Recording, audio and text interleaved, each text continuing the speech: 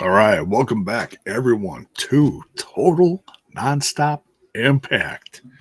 Impact Talk for Impact fans. Right here on the YouTube and the Twitch this Monday evening. Monday? Discussing all things TNA Bound for Glory happened. Just a short, not even 24 hours ago. We got some opinions. We're gonna talk about some opinions on the show, brother. Yeah. And there we go. But first, we have to introduce the man that got so much love on the pay-per-view last night. Mr. Front Row Bill. Did I? You did. Good. You have to watch it back, and you have to watch it back. Okay, yes, I will. Yeah, I have not had time to do that at this point. Obviously, when you have time. Yeah, it was a little the old in and out. Very good burger, but that's what I did on this trip. Headed out Sunday in the AM. Got there a couple hours before the doors opened, just to get a little situated, and then obviously right as the show ended. Right back, but not right back, because I'll tell you this, because this is my first time visiting Lowell, Massachusetts, and that arena and everything. Just like the garages near there, they all kind of funnel into one, and I think everybody had to leave the town on the same road. So it's like almost like going to like a college football game. So you're kind of with the traffic. So I think that was so that took a little bit of getting out of there, but then I obviously got my way on out and made back through the rain, through the wee hours of the night. But no, definitely. I was a little because I didn't know. Because I wasn't able to keep up with a lot of like social media or the findings. Like I didn't know. I thought the TNI show was live when I got in the car last night, but it was not. To my benefit.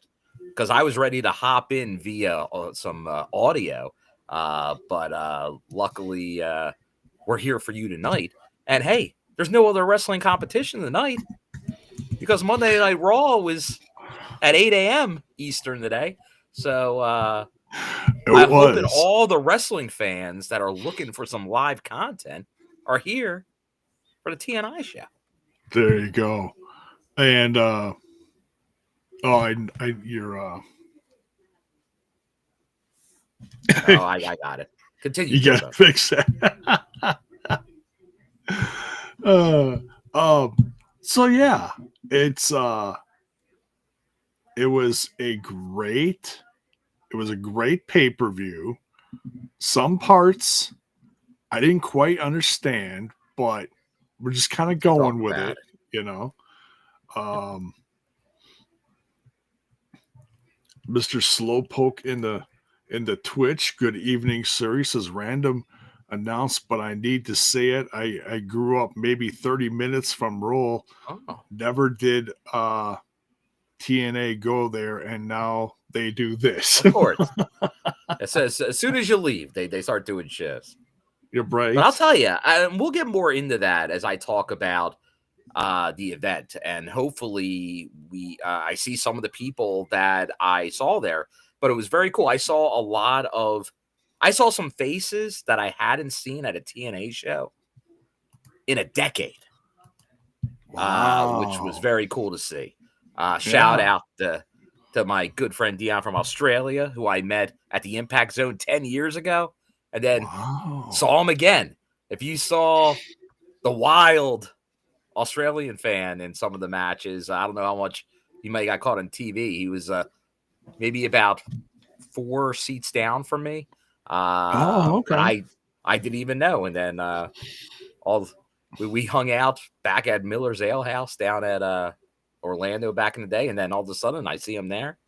Saw E from the UK.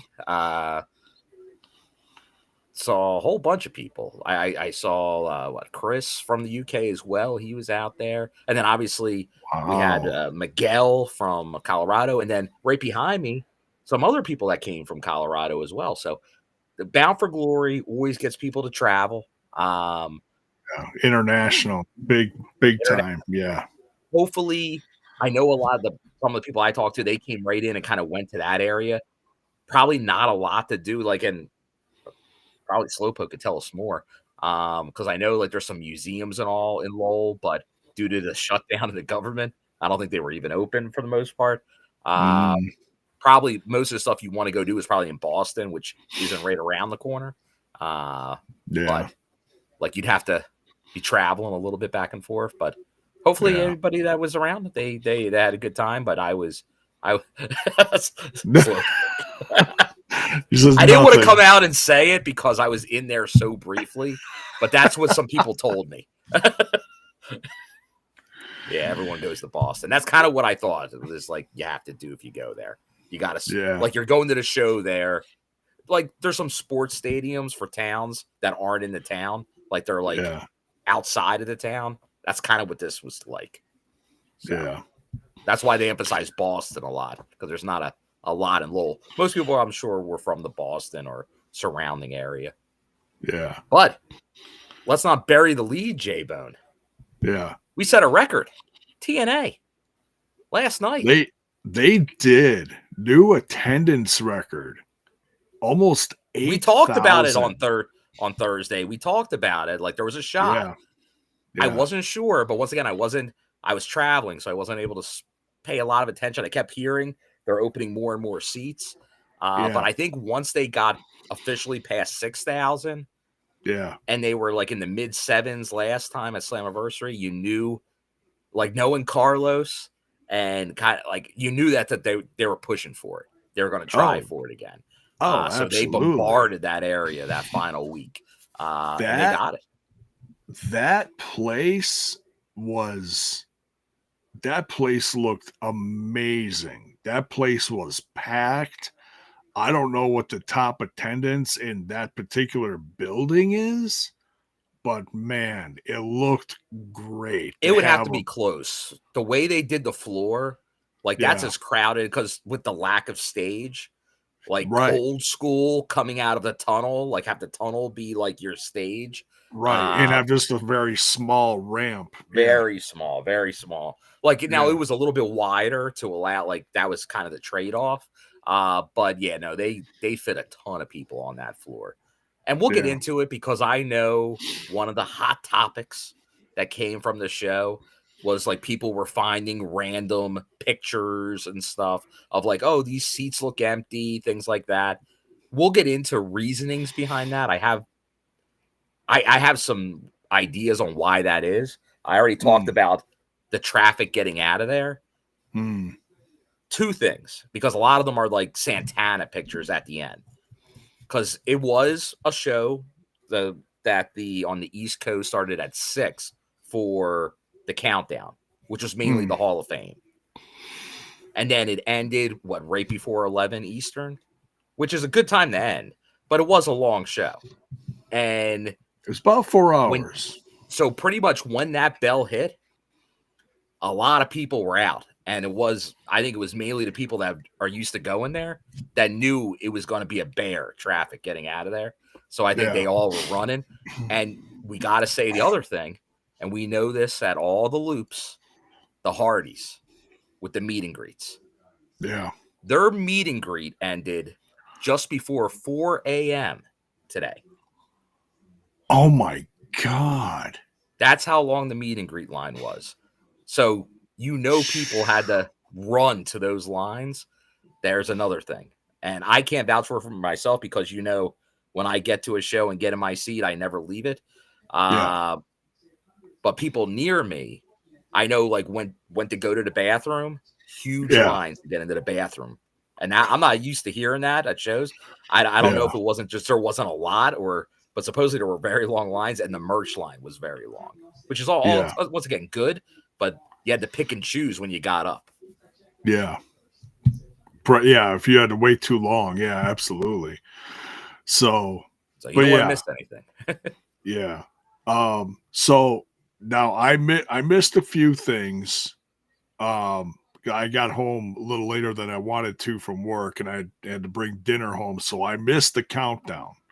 So I missed the Hall of Fame, and I will watch that eventually because I'm very curious to see what, how it went. So pretty much, I'll give you a short rundown of it. And that's fine. Obviously, everyone in the chat, feel free to hop on in and let us know what you thought about the Hall of Fame. Obviously, who got inducted, what your thought was of the speeches, things like that. But pretty much we had, I'm just trying to think of everybody that got involved with it, because we had obviously Gabby, that used to be a Busted Open, Gabby Laspiza. She was the host of the Hall of Fame. So she said a few words, let us in. We had nice video packages, obviously beautiful people up first. And trying to think, because there was one other, who else jumped on the mic? Because we had someone jump on the mic before. Well, obviously Tommy Dreamer was the main inductor, but there was someone that came on right before Tommy did. Okay. But kind of like, obviously, and I see people like who they thanked, who they didn't thank. But it was, I thought it was well done. You could tell, like, it meant a lot to everybody. It was there you go. Thank you, Steven. It was Tracy Brooks, who I kept seeing all night, because of all the Kaz in the show. So that's what they did a little different, because they didn't announce Tracy unless they did it the day of or anything, that she was going to be part of it. But obviously, Hall of Famer Tracy Brooks. So she came out first. And that was from a few years ago. Yeah, but she came out first to go all, like that. It was all knockouts, the theme of this Hall of Fame. So it made sense. So she introduced Tommy, who then introduced, obviously, the beautiful people. Angelina Love, Velvet Sky, because obviously Tommy's known them both for a long time, very influential. Like, even Angelina said, like, Tommy's the one that kind of got her, like early on, like I got her involved. So no, I thought the speeches were good. I thought that was interesting how they had it set up because of where you saw the entrance. Like, they had it kind of pushed back. So obviously, the only thing, and I don't know how it came across on TV, because that was at 6, so a lot of people were still milling about and not at their seats yet. Started filling in, obviously, as we got closer to showtime. But I thought it was very well done. So they both obviously had things to say. But then second, you had Tara, but going by her name, Lisa Marie, Ron for Mickey James, and that was great to see Mickey back. And same thing, going all the way back, giving the Alexis Luray love. Shout outs to Raven and D'Angelo and Punk and all that. That's very cool. And then obviously that she left, became Mickey James, but came back, and just the run she had here, the hardcore country run. That really just cemented everything. So no, it was great. All well deserved. We've been saying I remember, shout out to Trent, because we would talk about Hall of Fame with TNA a lot on the show. I know he was always one that wanted, like, get a knockout every year, get a tag team every year, like kind of like take. So obviously, I think they're making up for years where there weren't knockouts involved in the Hall of Fame. And now you see these last couple years, they've really have now honored that history with the knockouts that are well deserved because everyone, and that's what Tommy made sure to point out as well. Like before Evolution, the knockouts were the standard bearer for women's wrestling, like getting TV time, getting big matches, getting main events. Yeah. TNA was the first to do any of that in a major promotion. So no, it was a very well done Hall of Fame. Recommended. I know we talked about it on Thursday. They have that video with all the Hall of Fame speeches before this past weekend. So I recommend that as well. Definitely great to see the legends that helped build the company getting their proper due. And hey, we know there's quite a few on the roster now that will eventually get that call. So you're always seeing the people that are making it. Yeah. So so that's pretty much it for the Hall of Fame talk.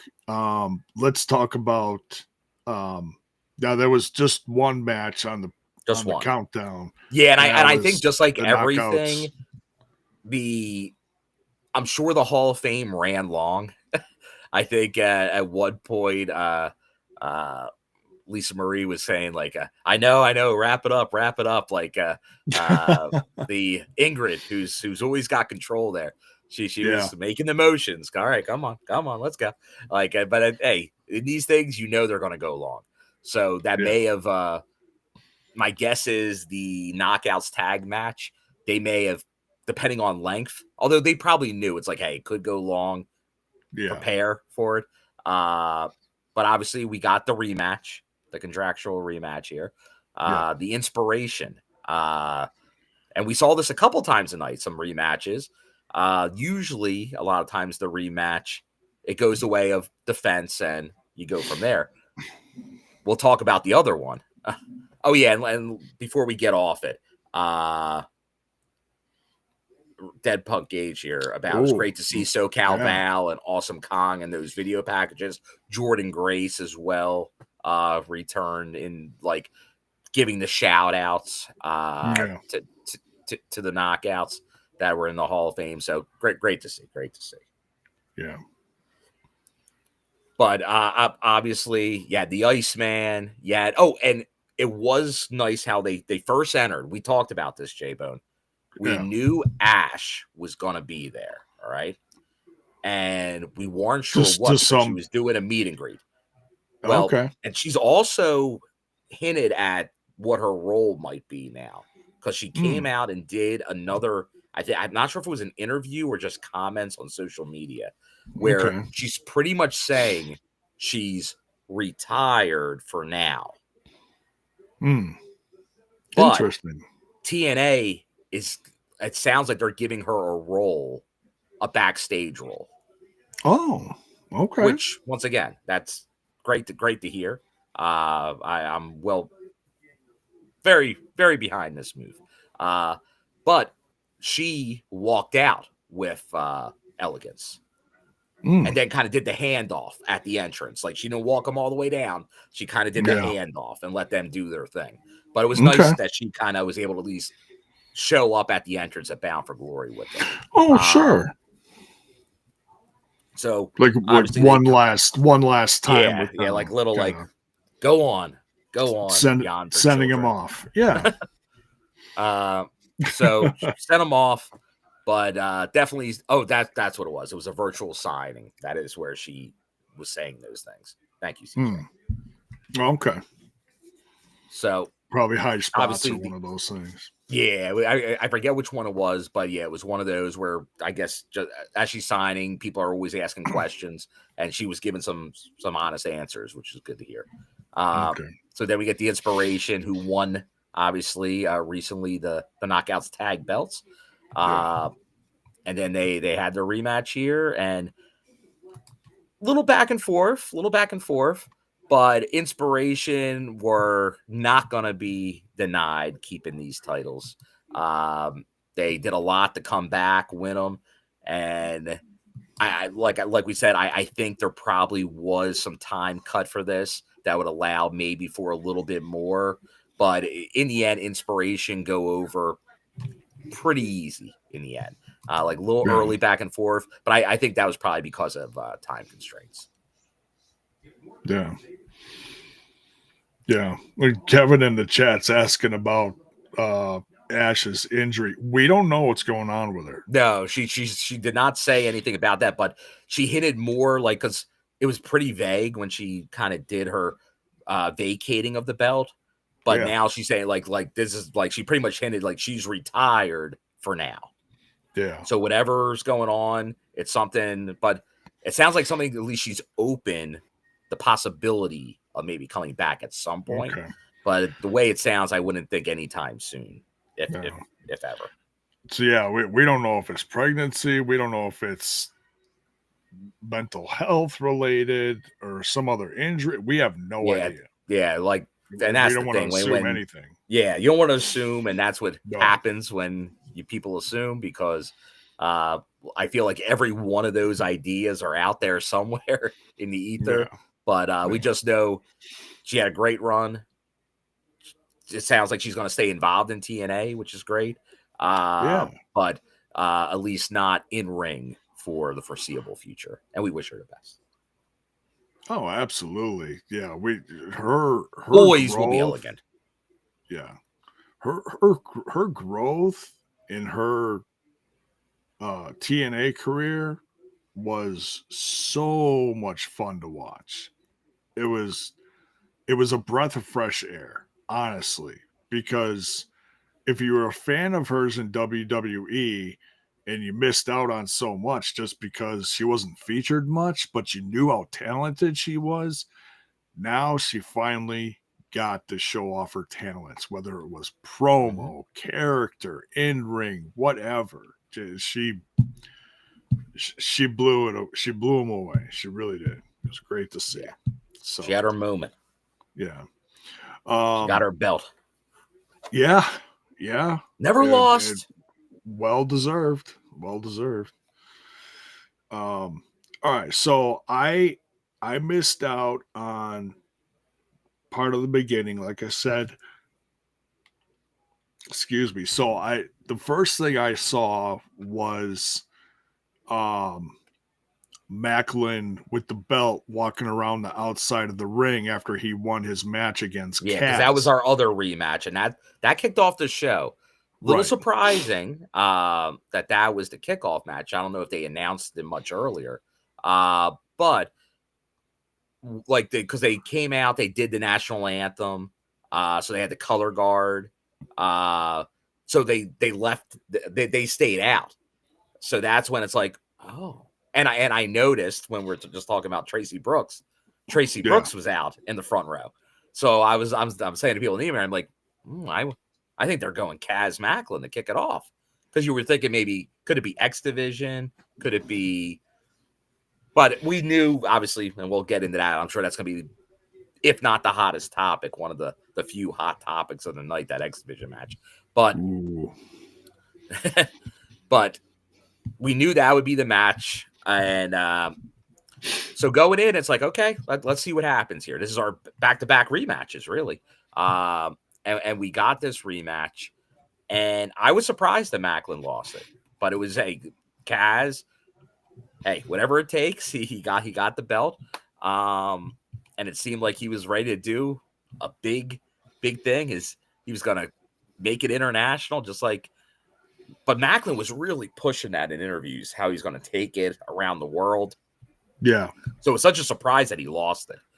But then when this rematch was coming, it's like, could he win it back this quick? And he did. Yeah. So that was the first it was surprising, thing. But not surprising. But yeah. And then we saw later, now you can kind of maybe get why, and we'll go into that. Because it seems like he's going into some other areas right now. But But yeah, let us know your thoughts, because obviously Maclin had it. He had a dominant run as international champion. Some shenanigans by Kaz got him the win, but obviously Kaz was going for that world title, didn't get it in the end. So he kind of came up empty. Where was Kaz going to go next? He gets that international title shot. He wins it through nefarious means, but then he loses it immediately.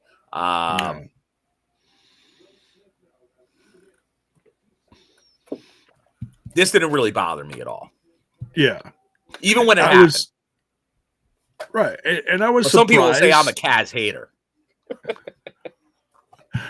If anything, I'm just the opposite. But so I was a little confused, but I'm like, oh, interesting way to kick off the show. Maclin gets the title back. Okay, let's see where we go from here. Now,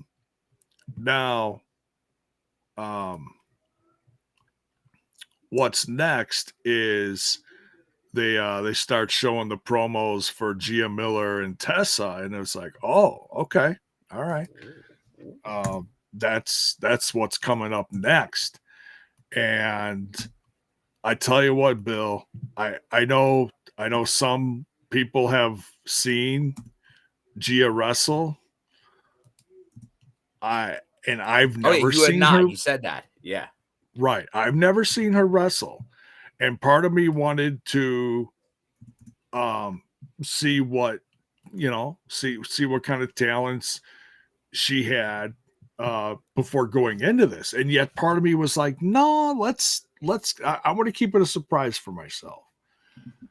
I was not ready for Gia's entrance. That blew me away. To what she does at Revolver. Is okay.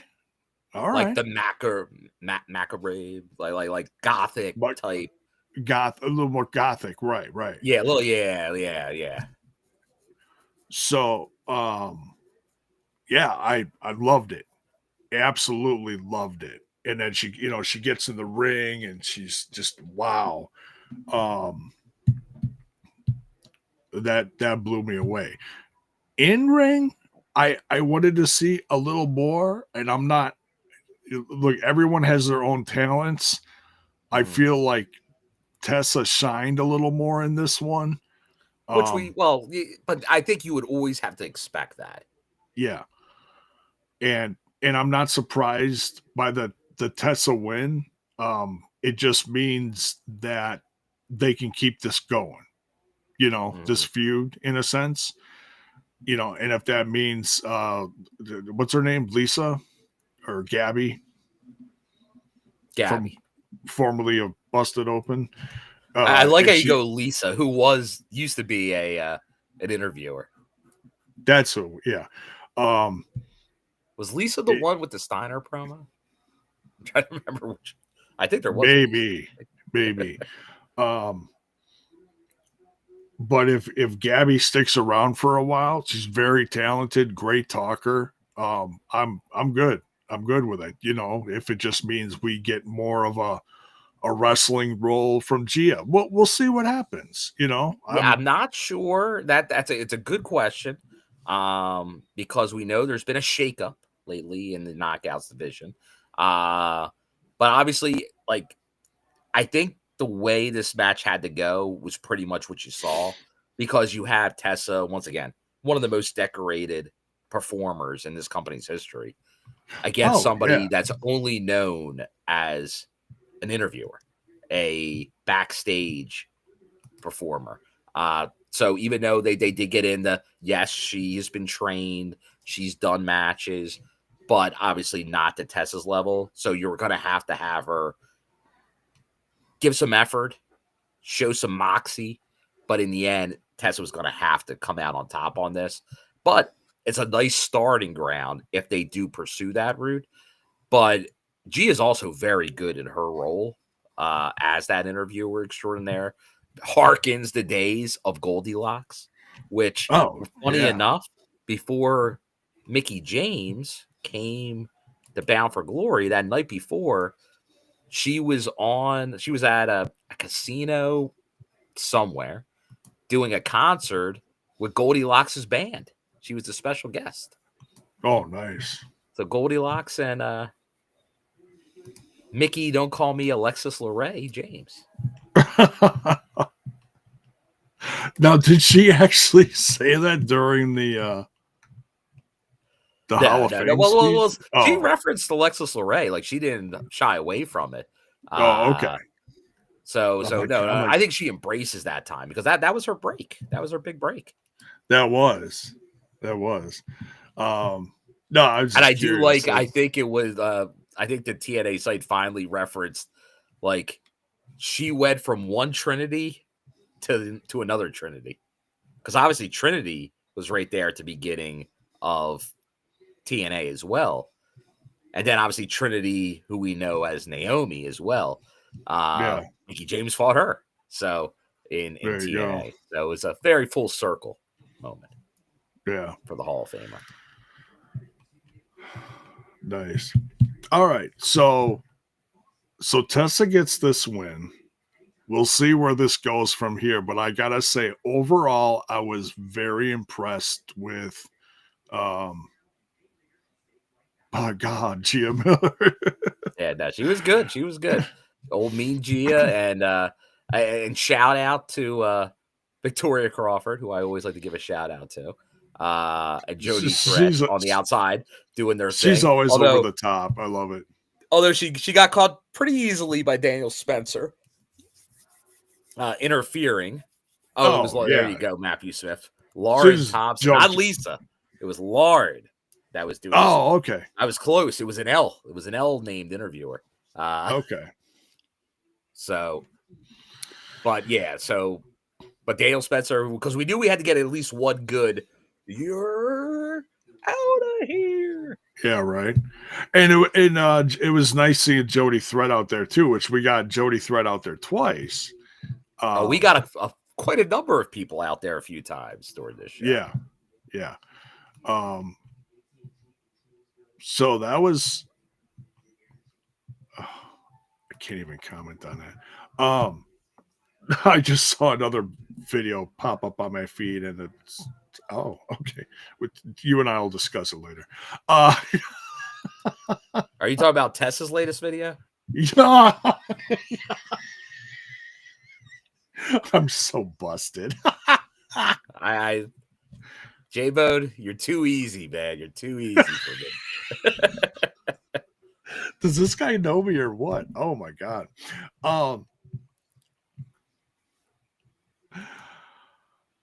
Jiminy Christmas. Once again, that's one of the reasons I'm unabashedly a big Tessa supporter. And that's one of the things. She's very upfront with everything. She is. So yeah, check her out, her latest YouTube video, and you'll know why she may not have been around as much lately. I'll leave it at that. It makes sense now. It totally makes sense now. Yeah. Because, well, anyways. All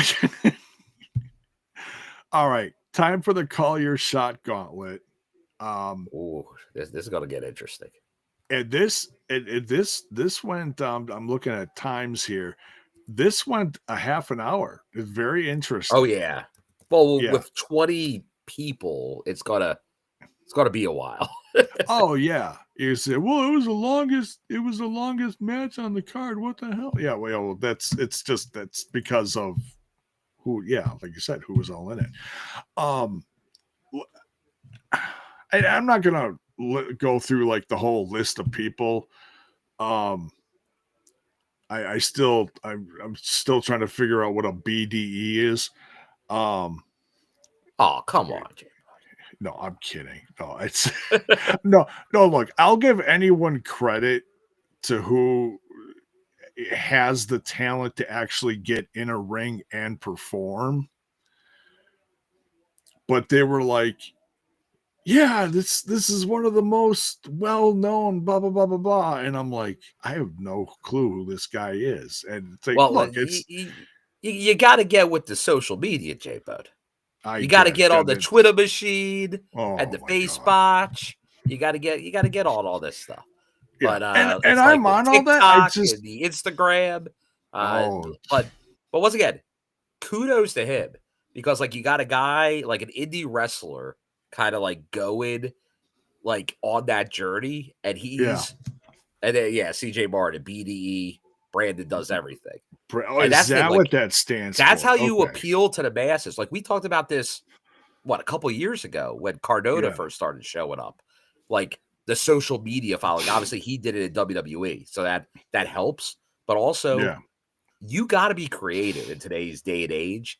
And these ones that can use social media to kind of get their presence out there. Yeah. Because, hey, if you're not part of a big machine, to get there and to get all the people, and hey, that is like Bears, like Logan Paul, I Show Speed, like it's a different world out there in wrestling. Like even like the influence is out. The influencer influence in wrestling is a thing.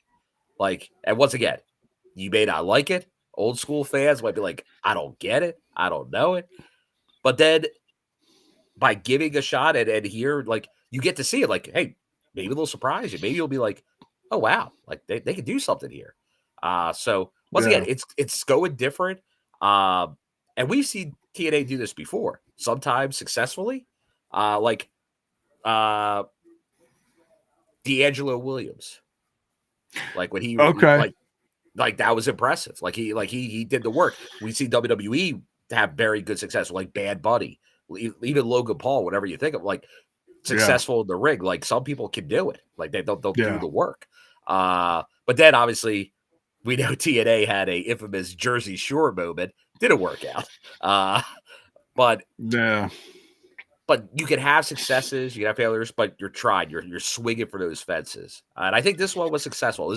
The Gauntlet's a great way to try to do something like that. Yeah. So what if like they were pushing it? Let me ask you this. What if I rebrand my own Smash This podcast into my own BDE? Bone Man does everything. What do you think? That's a little derivative, J-Bud. Is it? Oh, okay. All right. But that's a lot of the internet and social media, a lot of derivative. But I would I'd steer clear of that. You're more of an original. Come on, man. Bring back the dub-dubs. Thank you. I had a coworker say that I had a coworker say that I was the man, the myth, the legend, and I've only been there like a month, and I was like, wow. There you go. I'm doing something right there. Wow. Okay. Yeah, Dead Punk said, hey, Jersey Shore was so big, everybody took a shot at capitalizing on it. Let's not kid ourselves. Like TNA they did a whole tag team on it. But hey, we'll never talk bad about Jessie. No, Jessie's bad. No, Jesse's a lot. Robbie E. Fair. Hey, he's still with the WWE. I'll tell you, and well, that's some news that we probably got at least hint at, J-Bone. A lot of changes in the Evolve world over this last week. So we'll see, and big news there. We saw Stevie Turner in TNA. She made some appearances during the Robbie E stuff. Yeah. Oh, early on. She was an early crossover. Oh, it wasn't much. Okay. It was brief. Okay. Like before it was official. Was it? I think it was official. Was it? Okay. But it was early. Okay. It actually may have even been in Philly. That might be when it goes back to. But yeah, no. So yeah, obviously, wish a lot of them the best. I know there's some intriguing names out there that I always will vouch for. I know like some didn't get renewed, some opted out, like Zeta Steel, who I will personally recommend again because that's someone that's definitely like MLW and indies in this area I've seen, and still only like 20 or 21, 22, so I'm very, very young. So Critical Stig, they're definitely like she showed up with Robbie E early, but then she wasn't there. Like it may have only been honestly I may be literally getting credit for like 2 appearances. Yeah. But once again, I don't think she wrestled. I think she just showed up. Yeah. Wesley also got let go. So a lot of people talking about him. We can drop the act now. You're talking Desmond Xavier. The artist formerly known as Desmond Xavier. Yeah, there you go. Well, he'll be formerly known as Wesley. He'll be Desmond Xavier back. Well, yeah. And that one I don't get. There must be. There's got to be something behind that, and I'm not going to assume anything. That's not my job here to do. But whatever. The company has their reasons, and I'm sure there'll be some Chris Van Vliet interview that happens somewhere in the future that'll be a tell-all, and who knows. Well, the thing with the NXT stuff, like technically in 30 days, he could just show up. He can. Yeah. Like just like Mara Sade. Like she was gone and then she was bam, there she is. Like that's the one thing about these. Like they can be quick. And I know people are like, well, because of the partnership, is it less likely, more likely these people might show up? I think each one you got to look at it individually. Like I think if they see a talent and they're out there, especially if they have any experience with them through the relationship or before it, I think that's a very good chance they'll look at bringing some of those people in. Yeah. And I'm not going to try to figure out who else was on that list. I looked it over. I didn't recognize anyone. One we know that just happened. I think it was a little late because he's out with an injury that happened at TNA. Is Ridge Holland got released from NXT, or his contract will not be renewed? He just said. That's what. Okay, so I read that right before we went live. Okay, yeah. Which you can kind of get it if it was about to expire. But yeah, that's just bad luck, bad timing. Yeah. All right. Well, let's get back to the shoe. So we're talking. Okay, so we were talking about Call Your Shot.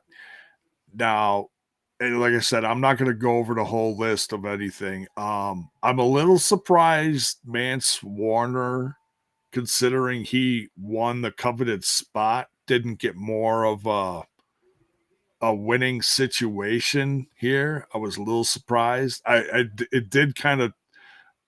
I did like the zombie treatment that he came out with, a bunch of freaks and stuff. I was like, well, that's different. Okay. One thing I don't get, why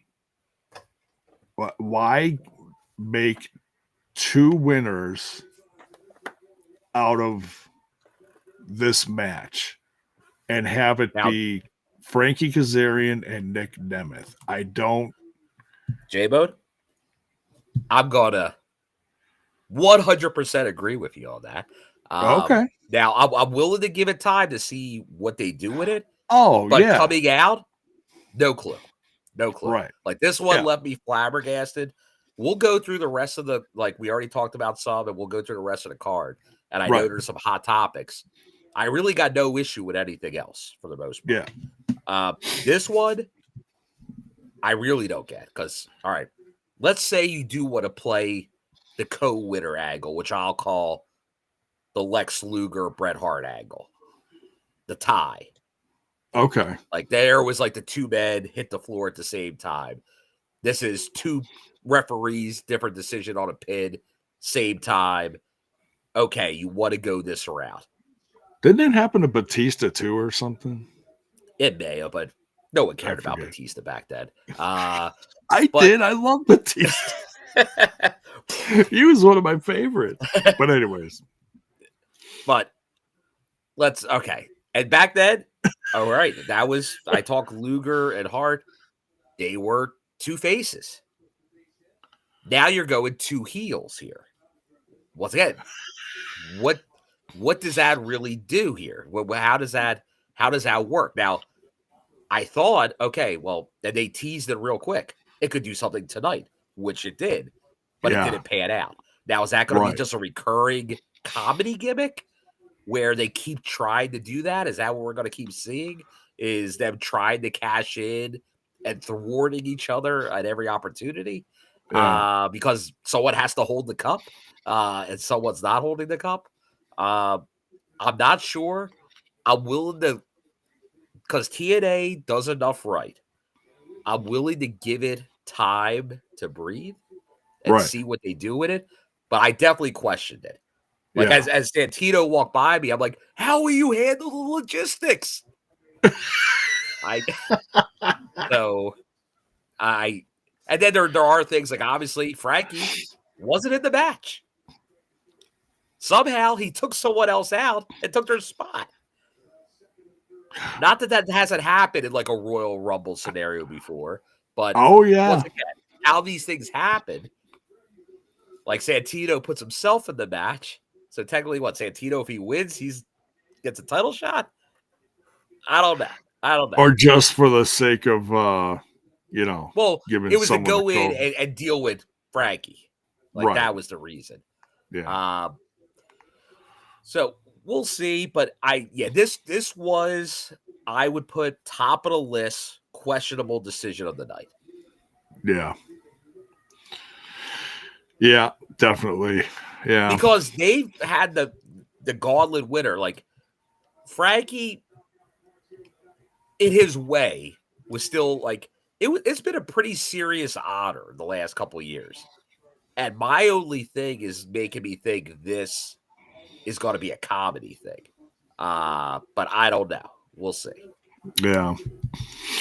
It's and just like the first thing in the back, Nick's with his brother, and then all of a sudden Kaz shows up and he puts a scarf on the trophy. So that right off the bat is a little bit of comedy.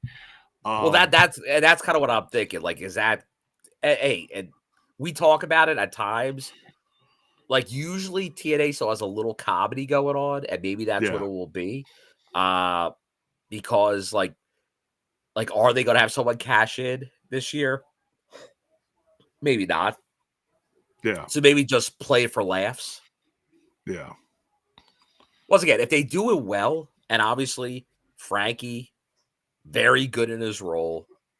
He is. Nick, one of the best. They can make this work. Yeah. But I'll tell you what, that would have been an interesting booking meeting to go, this is why we should do this. Yeah. And get everybody on the same page. Because I feel like if I was in a meeting like that, I'd be one saying, make it make sense to me. Explain it to me like I'm an internet wrestling fan who will hate this. Because most of them will. And my first thought was, well, you got two people going after it. Just make them a tag team. No, I know. Of course, people are going to say immediately, yeah, but Ryan Nemeth is his brother. Okay.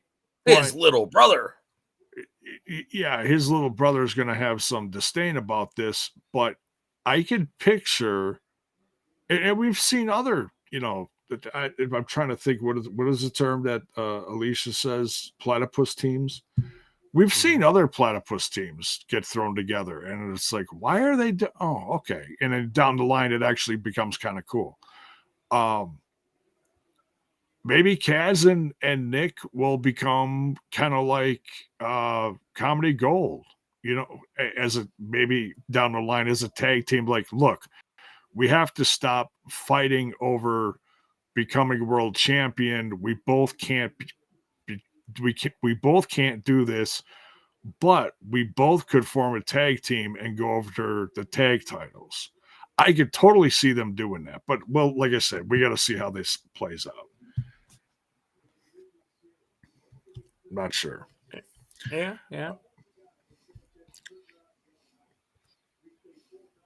Just look at here. A lot of opinions here. Yeah. And we'll get into that. Well, like I said, like the Gauntlet, it kind of defeats the purpose of a single, like a more than a single winner. But yeah, like there's a couple different ones. Yeah, obviously I'm talking that 94 Rumble as well, Bell's Boy. That feels like that was the thought going into that. Yeah. But like I said, like this is definitely questionable, no doubt. But Yeah. I did see. I want to give the same shout outs that Critical Stig's given here. Danny Luda, Jake Something, Travis Williams. Now interesting, it was just Travis Williams in there. But he had a nice run there, in there for sure. Now, anything else that hey, as one of my personal favorites, I got little Guido showed up. I was FBI, Zach Clayton. So that was good to see, because that we haven't was seen cool. the FBI in a while, so it was good to see the FBI back. Right, because they had a run. They had a run on the East Coast for a while on the tour, so yeah, they did. Like once they kind of got away from the East Coast, that no longer we're seeing those guys. Yeah, so it was good to see them back. But Rich Swad, good to see Rich Swad back. Although that's all we got to talk about it. Let's talk about it. Was that just because first class, buddy. Was that just, hey, every man for himself in a match like this? Or is there more to that? Is there beef? Is he getting the Casey Navarro treatment? I don't know. From AJ Francis. AJ Francis really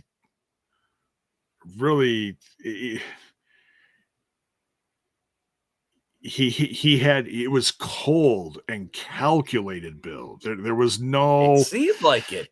There was zero hesitation. There was, I really don't want to do this, but I have to. I'm sorry. Like I thought he would okay, you help me get the advantage, eliminate a bunch of guys, and then I'll take you out. Right. But no, it was almost immediate. It was, hey, good to see you, little buddy. And gone. Just death to Rich Swann. Jeez Louise. Killed him. I tell you, AJ Francis looked good out there for a while. I was really starting to wonder. I'm like, he was taking people out. He was pulling his moment there. He was a Cade in the early rumbles of his. He was. Eliminate. Even if it was a bunch of knockouts for a while. It was. But yeah, it was fun. Like I said, I thought we'd see more from AJ Styles, some more from Mance Warner, but we'll see how this whole Nemeth Kazarian thing gets handled. Is it going to be comedy gold? Are they going to work together? Is it going to be just a bunch of mishappened cash-ins because of the rivalry and competition? We got to wait and see. I just had to go look at the score real quick. Oh, crap. Right. I thought you were going back to Tessa's video again. No, I had to quick check on the Brewers game. The Dodgers are winning 2-0 in the first game. Come on, Brew Crew. Yeah, come on. I know there's people in the chat, rooting for the Dodgers, but hey, I gotta root for my crew. Let's go, Brewers. And honestly, I gotta root for what baseball doesn't want at all. Right. Milwaukee and Seattle. They want no part of that series. They're like, if that's the World Series, we're out. Right. 2 not huge markets. Oh man, baseball will be livid. What are they going to do? You know what? That's good. If anything, it would make Milwaukee bigger. Milwaukee's never been a big market. They were saying, we'll get back to the show in a minute, but I heard this statistic and it just blew my mind that the taxes that the Dodgers pay on their payroll is more than the Milwaukee Brewers payroll altogether. Oh, it's crazy money. What? It's silly money, J-Bud. Silly money. It is. But there's something special about the Brewers this year, and it's just, man, they're doing it for magic. You. We'll see. If they come back and win this one, that would be the magic. Yeah. I'm hoping. I'm more hoping for my dad than me because I'm more of a fair weather fan. He watches every single game. So, but anyways, back to the show. Love it. Die hard. Right? All right, so we got Indi Hartwell going after Kelani Jordan's TNA Knockouts World Championship. This was I was a little surprised by. Okay, how do I say this? I was a little surprised at how the match went, not so much by who won. I'm okay with Kelani winning because I tell you what, Bill, I don't know what it was with Indi Hartwell in this match. Something was off. And I know she's very talented. So I'm trying to be critical, and I'm without Critical? sounding insulting. Okay. Yeah, critical. he's in the chat. I saw him. There was some, I don't know. Just let me know if you saw the same thing I did. Something was off about Indi Hartwell. Something wasn't clicking. I don't know what it was. I'll go with two possible things here. One is, and this is what, like, obviously Kelani Jordan recently won this title, very recently. Right. And it would be tough we talked about it just the other night. It would be tough to believe she'd lose it that quick. That was one thing. There you go. So, and obviously she has the pedigree. She won what was it, the North American women's title at NXT. So she's good. She's good. Like, she has talent. She's good. And the interesting thing about her, she's been an NXT face champion in TNA. Not going the road that Trick has went down and being a heel, like, try to hate me. Like, or JC Jane. So she's been the opposite. That's a breath of fresh air. But then Indi, obviously, Indi's the momentum. She's getting like obviously one of the most over knockouts on the roster. Obviously she had her run over there as well previously. So a lot of it's making sense. But this is just like anything else. Wrestling is art. It's a dance. And you need the right partner. And sometimes people are not the right partners for each other. And I think, and you got to remember this too. Indi is a taller knockout, which there's not a lot of. And I think that can make things look clunky, I'll say, at times. It's just tough to look smooth because of size differences at times. I think that's just my personal opinion. I think that's why so many knockouts are similar in size and stature, because I think it works better together. But obviously, skill goes a long way, because we can go throughout wrestling history and look at size advantages, and people can put on great matches. But it's a lot tougher, a lot more skill, and a lot more training, and a lot more prep time to get those, to pull that off. So I think that's probably just the case here. And also, like I said, there was two reasons. The other one, and I thought this could be the thing that maybe, this is what got me thinking Indi could win.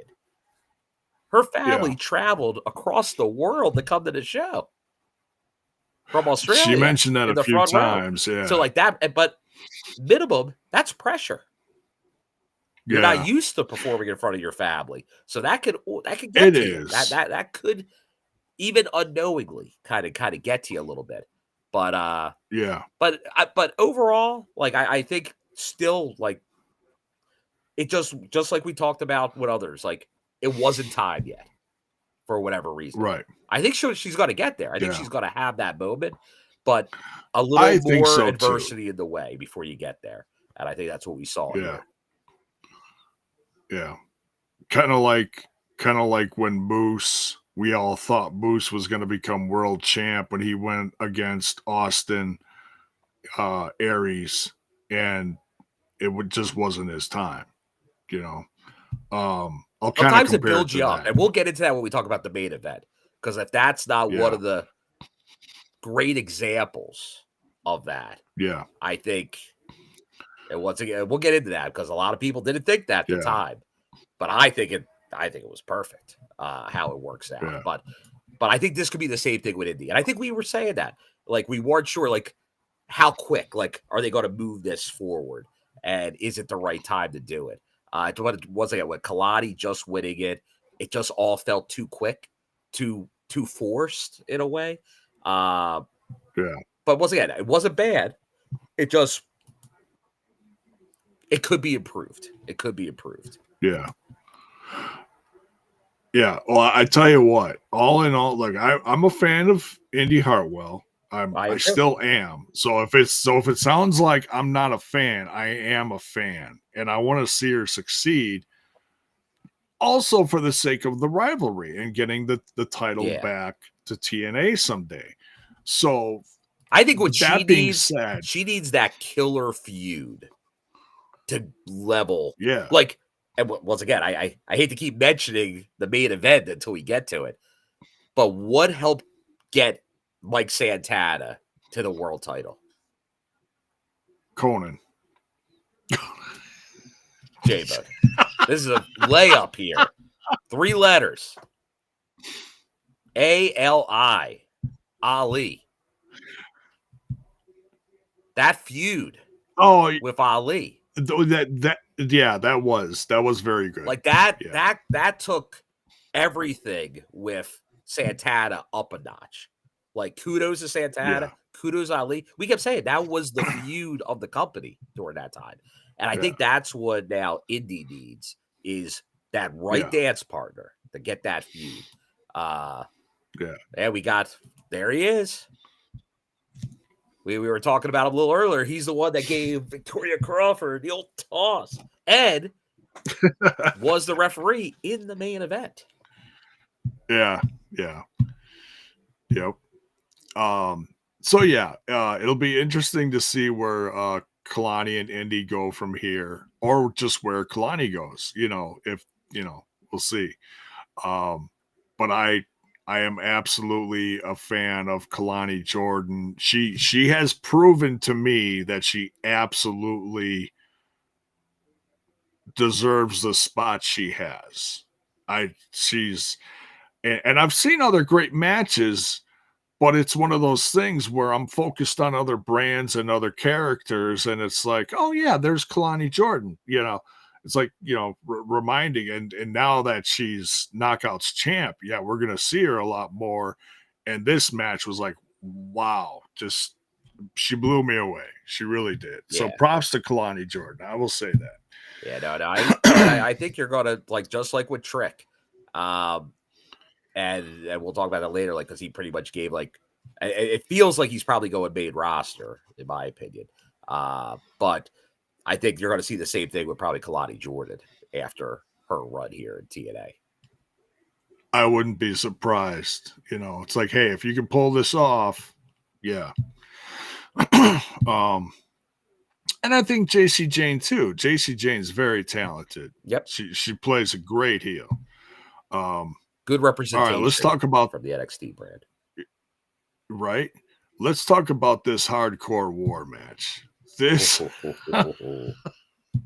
was nuts. This is exactly what I wanted when we talked about it on Thursday, J-Bud. Yeah.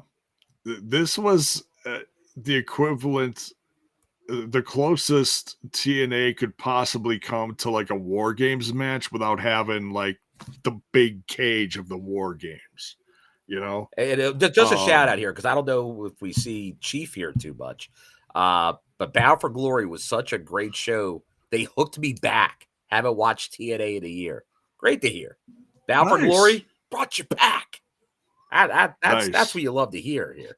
Is because you hear about, like, what turns people off, the negative of wrestling a lot of the time. So hearing people, like, they got brought back in because of something. Let us know. And Chief, feel free to let us know, like, what you liked the most. What brought you back in? Yeah. Yeah. What was was it a match? Was it a rivalry? What was it? Yeah. Yeah. Or just the show as a whole? Was it top to bottom something complete for you? Because that's what TNA brings so much, is a little bit of everything, is Yeah. why it seems so complete at times.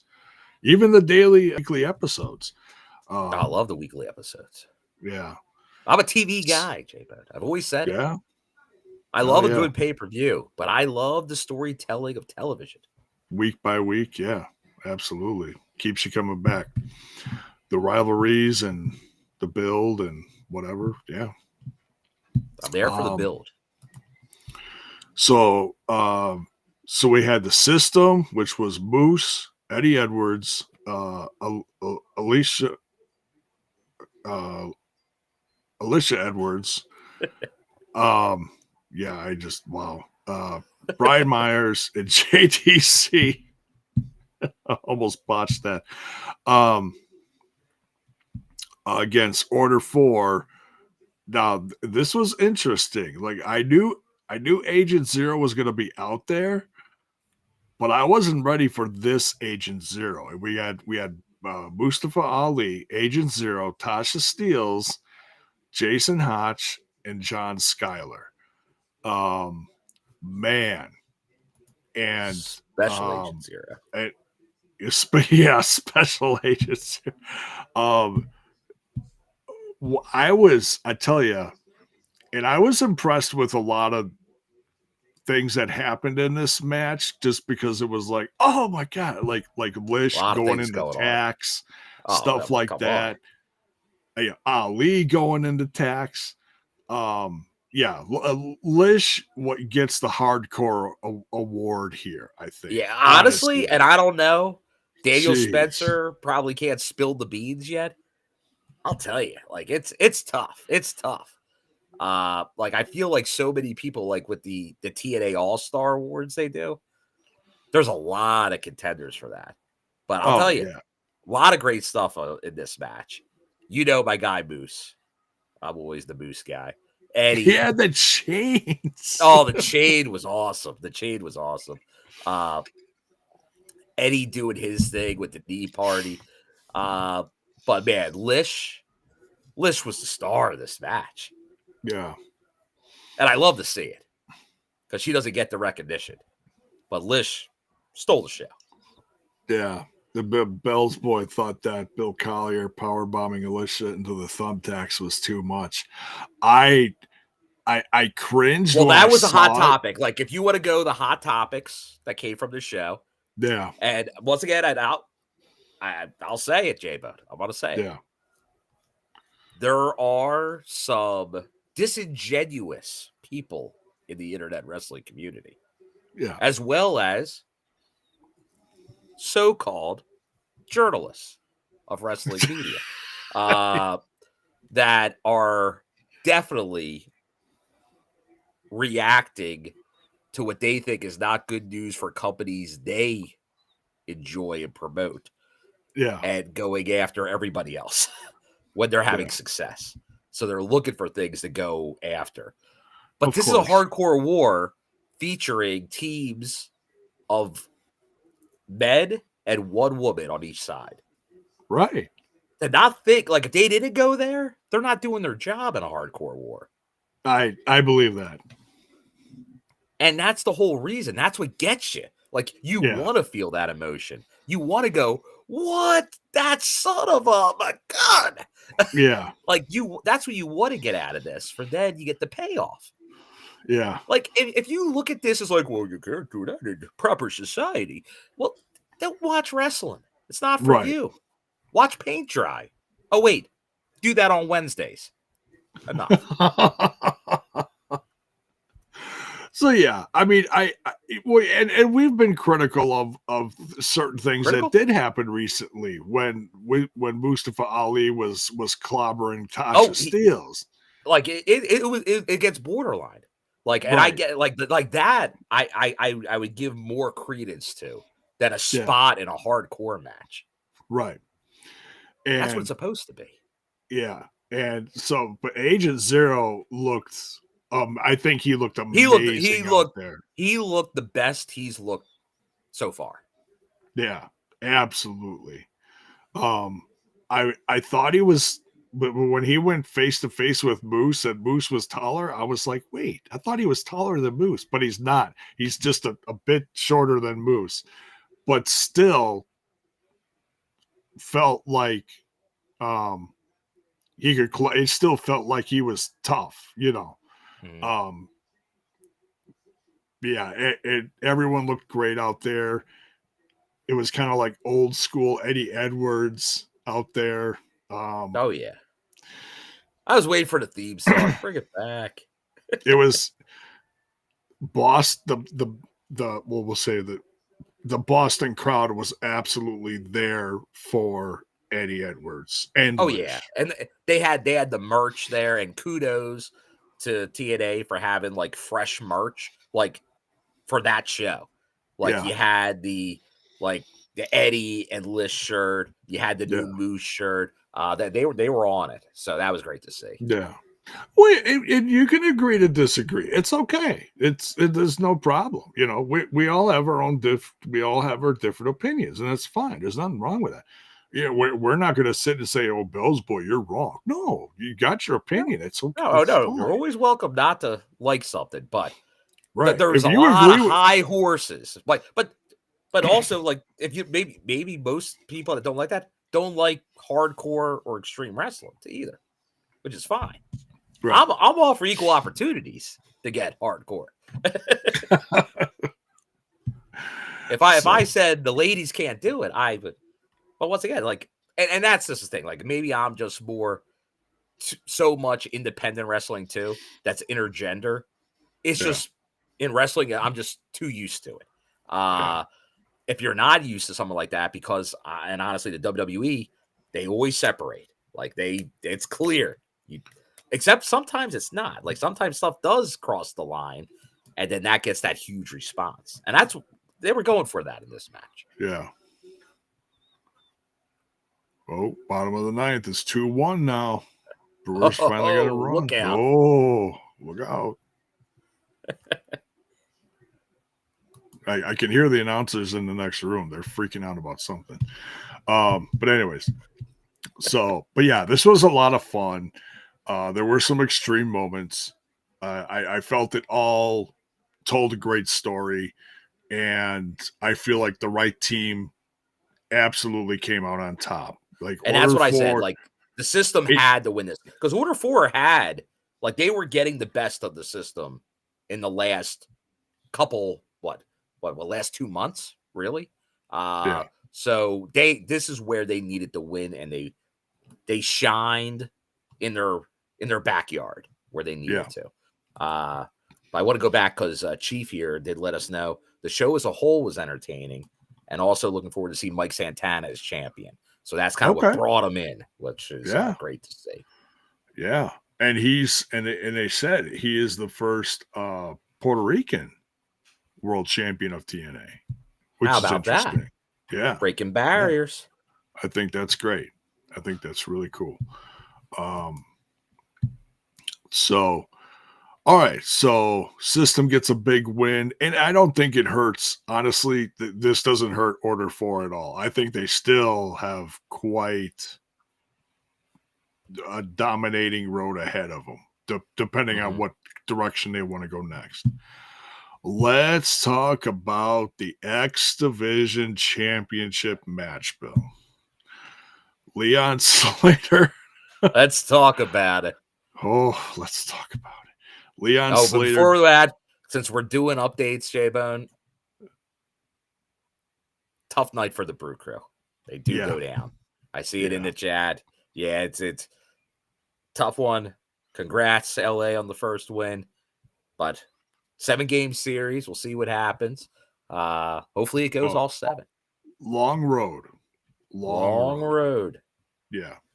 Just like Bound for Glory. It was a long road to get here. Yeah. But it culminates with the biggest show of the year. Yeah. And we'll get into this at some point too. Yeah. Joe Hendry. Yeah. We will get into that because we talked about this on Thursday.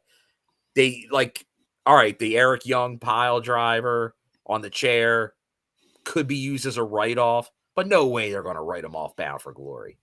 Yeah. They wrote him out. They wrote him off Bound for Glory. They not did. to say he doesn't return in some capacity within the next couple weeks, but yeah. I was surprised.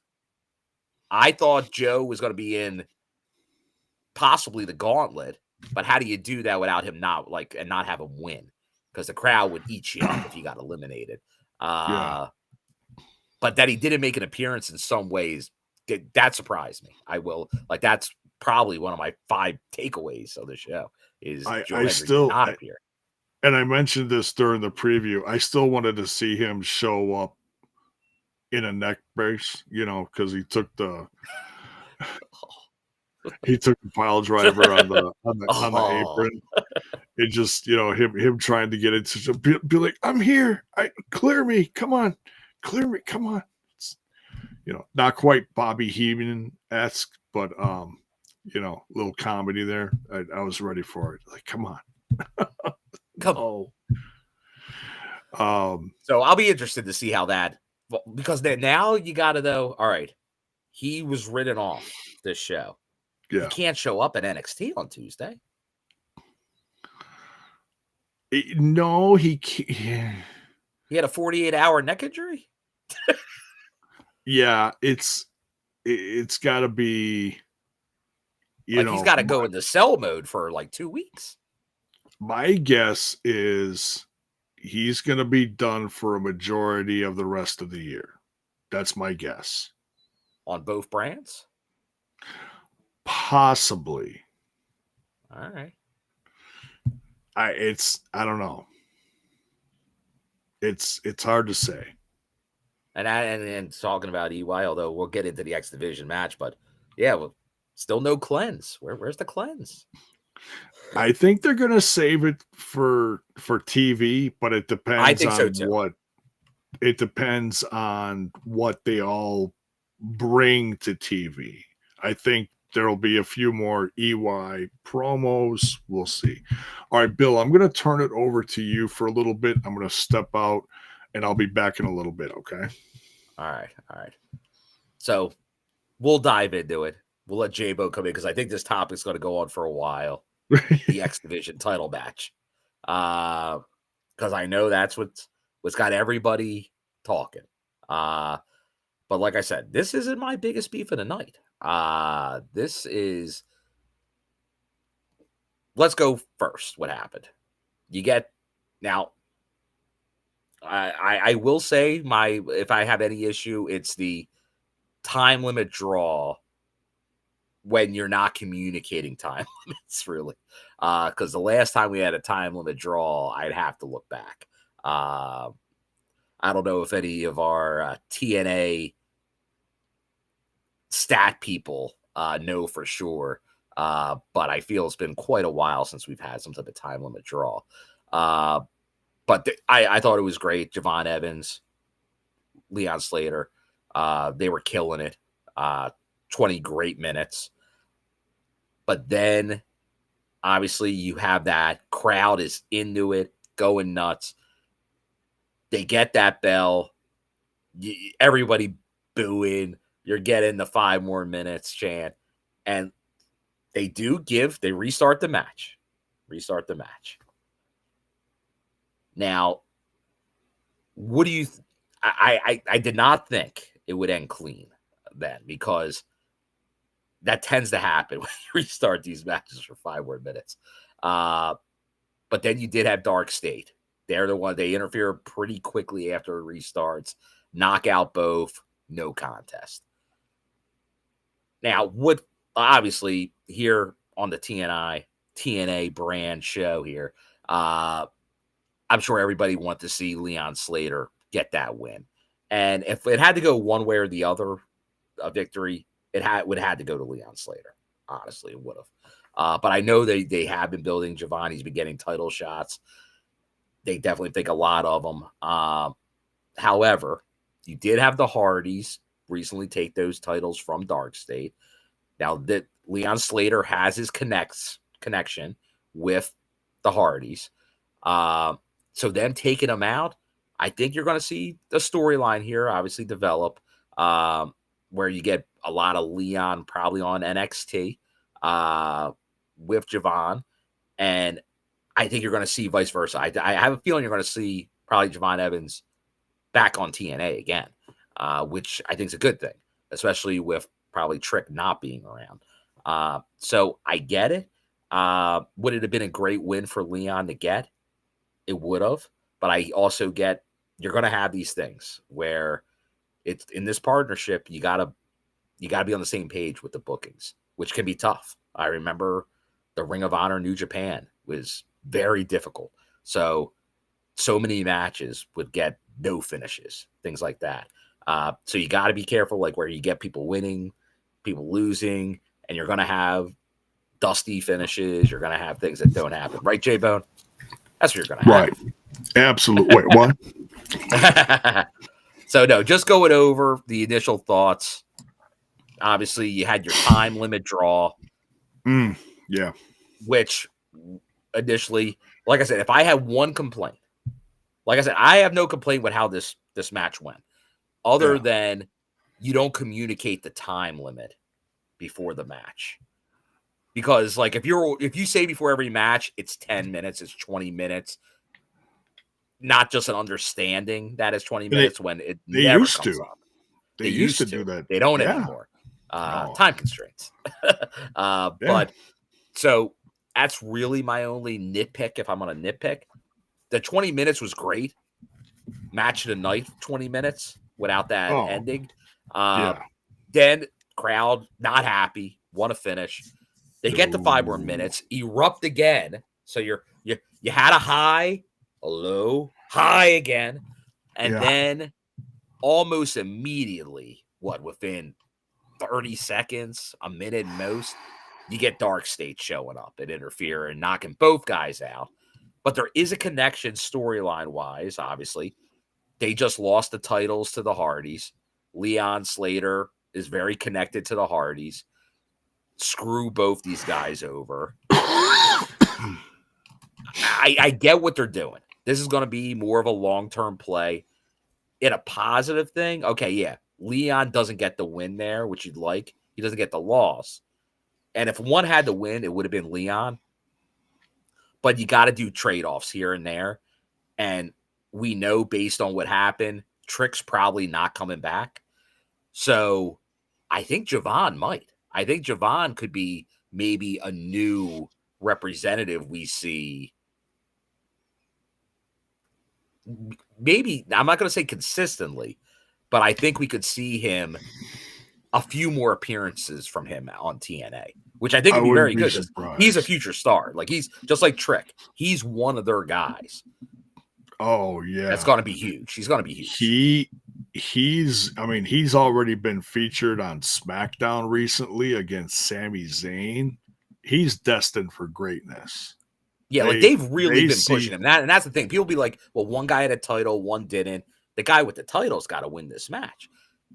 Not necessarily, because they give him a lot of, he's getting a lot of push. He hasn't won that title, but he's been pushed a lot on that brand.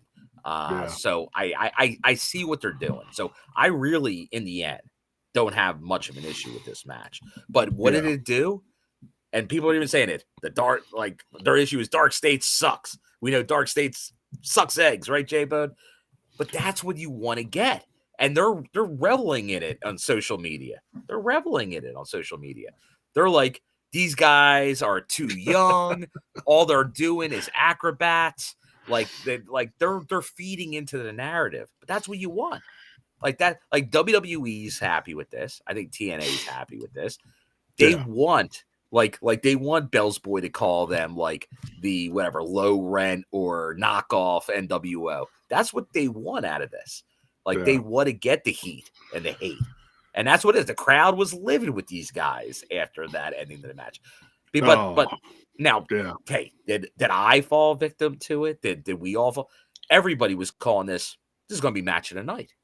Oh, no doubt it's going to be match of the we night. knew it was going to be something special because number one, And TNA in the end, fans, they ruined the match of the night yeah, on the biggest show of the year.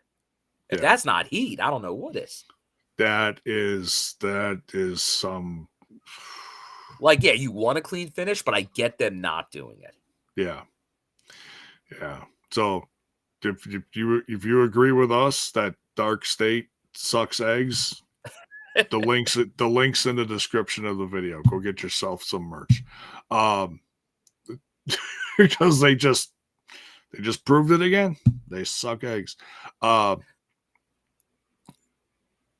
That match was amazing.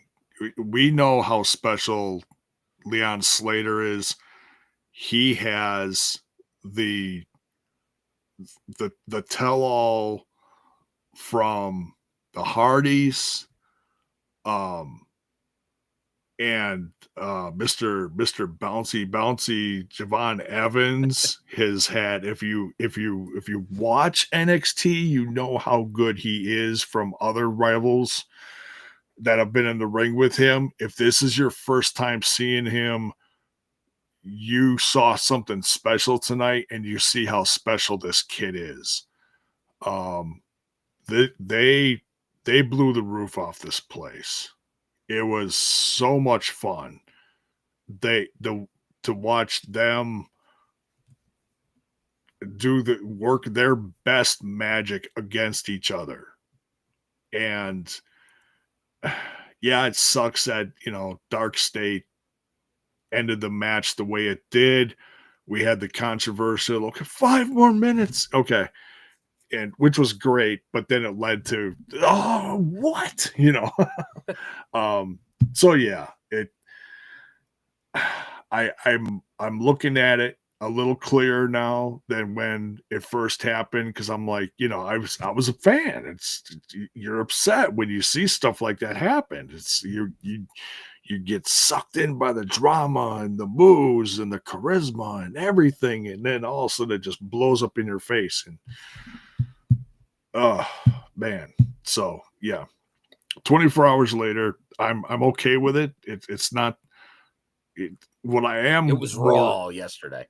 Oh man, yeah. They had almost 8,000 fans in that arena ready to, get out the torches and the pitchforks. I tell you what I'm curious about is, are we going to see now? Dark State lost the tag titles.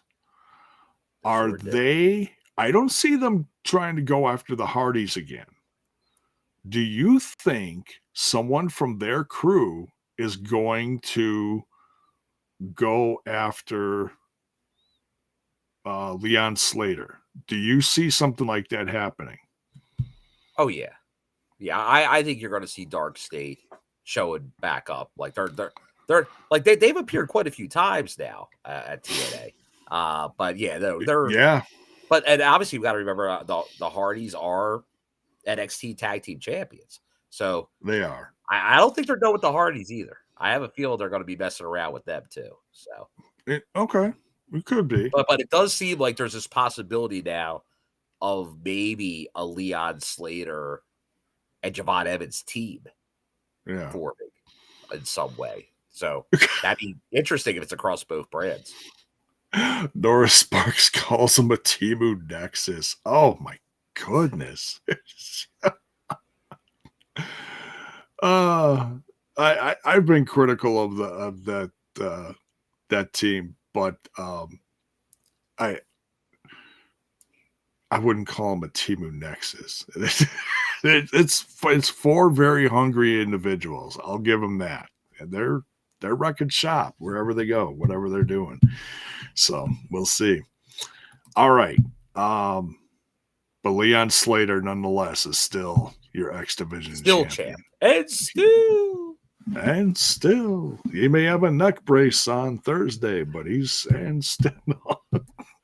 We're gonna go with this neck I'll be brace running out of gimmick neck for a braces. while. So yeah, you're gonna Yeah, have to. right. Yeah, both Leon Slater and Joe Hendry going to be walking down the hall. Oh, a rough weekend.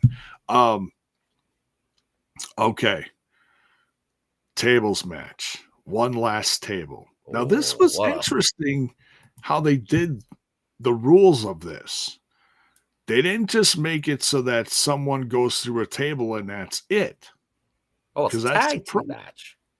No, I know, but how many tag team matches have you seen where both individuals have to go through a table? I feel like most in TNA tables only matches with tag teams. My belief is you almost always like that. That's why I think when some people saw Jeff go through that table very quickly, yeah, and we're like, "What? Is it open?" I'm like, "No, right. It's only one. It's only one going through."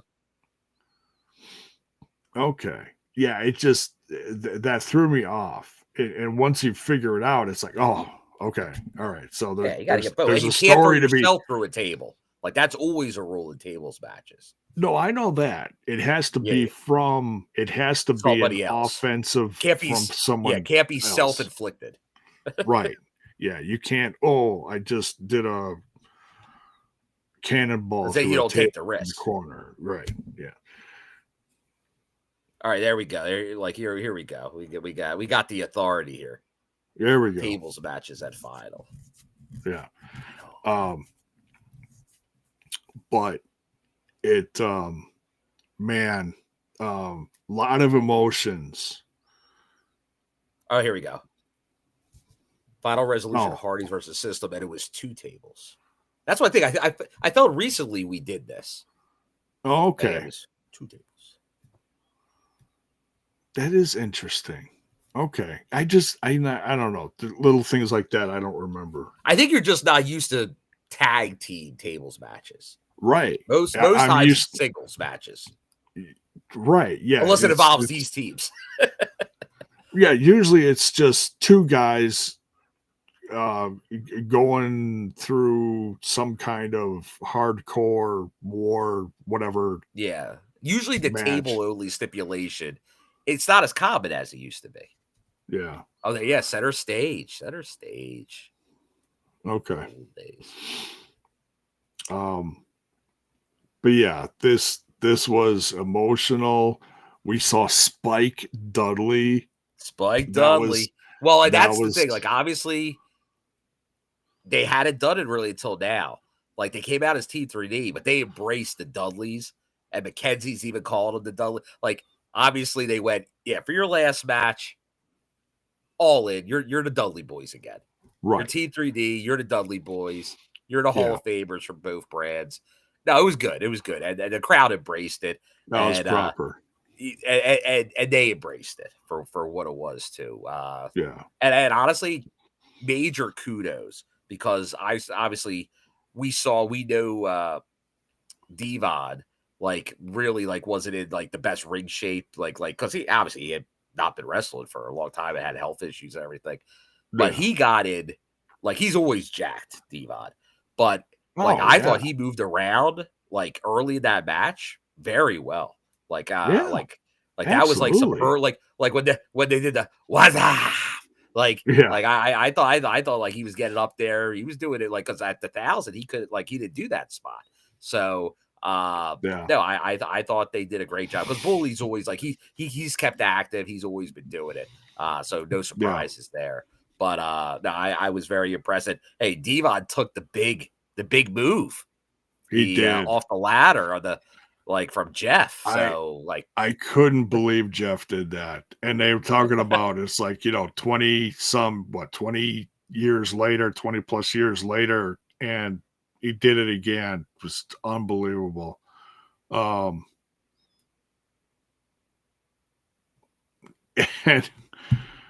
that was like the beginning of the end right there, because then they just had to get Bubba through a table. And I'll tell you what, they did kind of the Shawn Michaels thing. The like, I Yeah. love you. They did that. He did the like. He's like, I'm done. Put me Yeah. through, boys. Like, stop Yeah. hitting me. Just put me Yeah. through. Put me out of my misery. Right. Which, Yeah, like, once but again, that was very poetic ending. Very it poetic ending. was. Like, great. It was a great story being told. Like, a story that's been told over decades between these Yeah. teams. It's true. And to have that match, like, we know that's the match that led this show, sold the tickets right out the gate, and they delivered. All four delivered. Great job by everyone. Yeah. No, I thought it was really well done. Jeff doing the craziness like he does. Man. Matt doing his thing. Like I said, Devon, Bully. Well worth. And I'll tell you, you look at that crowd during that match.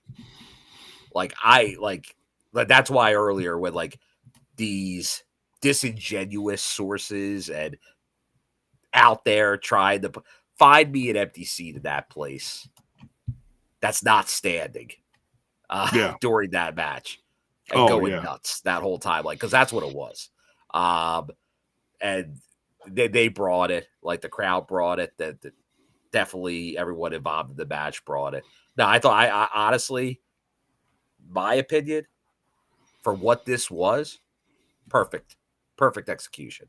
It was Great farewell, and then to end it with the boots, like the like that. That's wow. That's hidden. That's hidden there.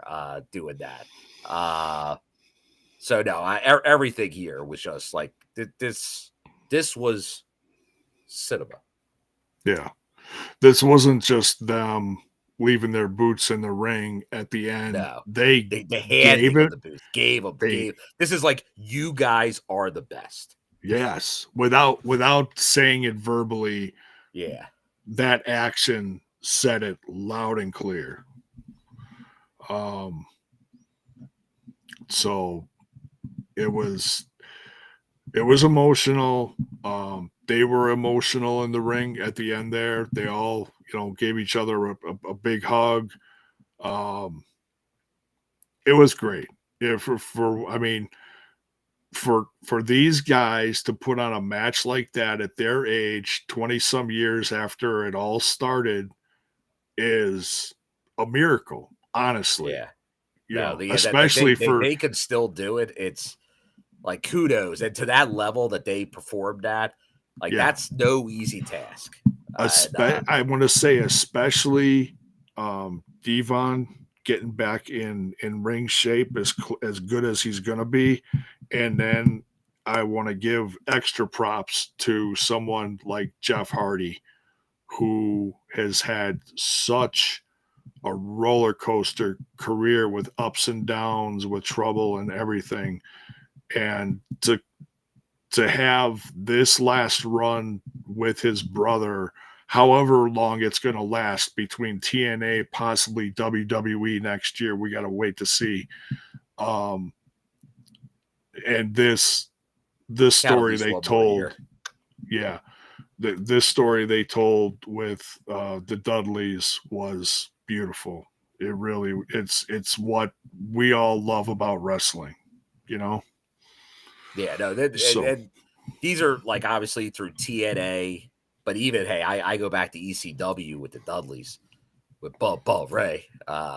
So I've seen these teams a ton over the years, because obviously when I was getting a regular down in Orlando, that was the Hardy era where they were running the Impact Zone. So it's great. It's great. It's like that. This was like, it's tough, like, because this was like, it lived up to everything it had to, and more. Honestly, this overperformed. That's great there.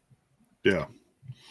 This at the end of the match, and for those of you listening audio, what I put up is the last embrace of all four, giving each other a hug at the end. It's truly emotional moment. Yeah, no doubt. So yeah, great stuff. And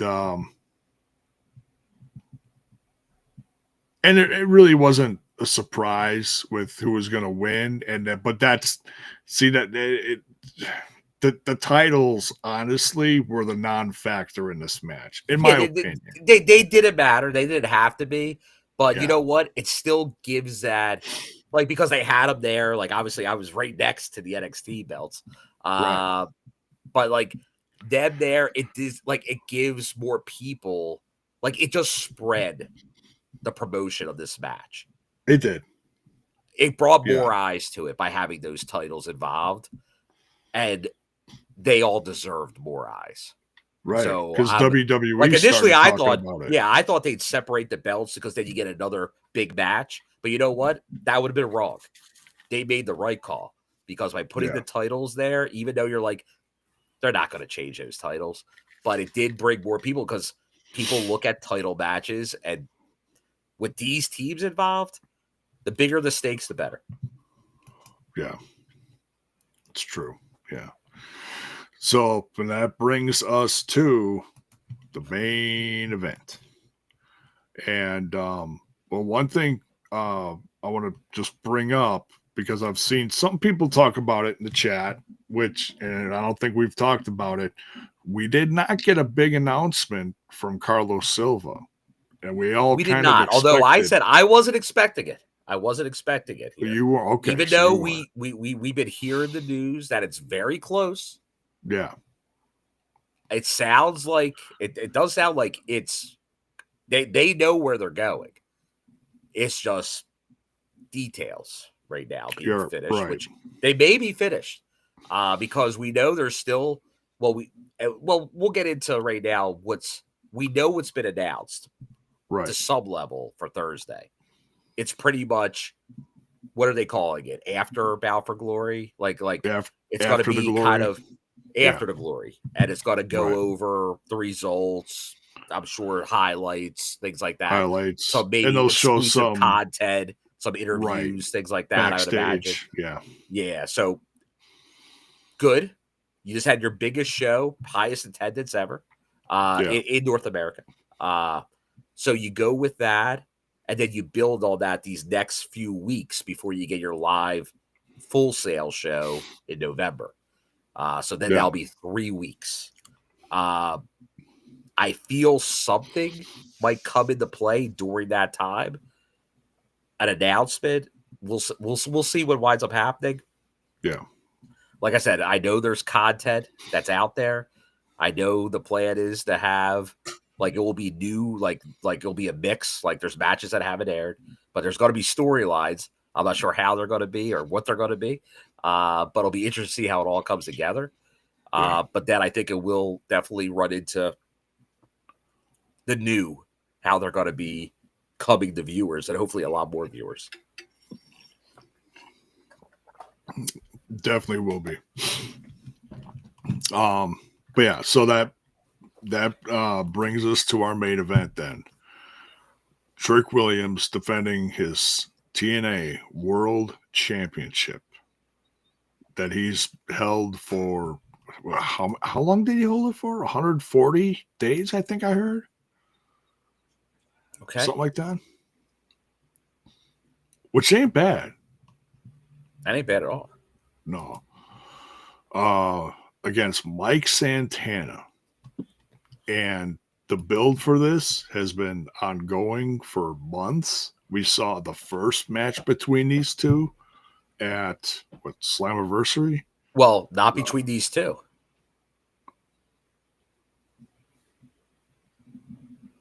Oh no, that was a 3-way.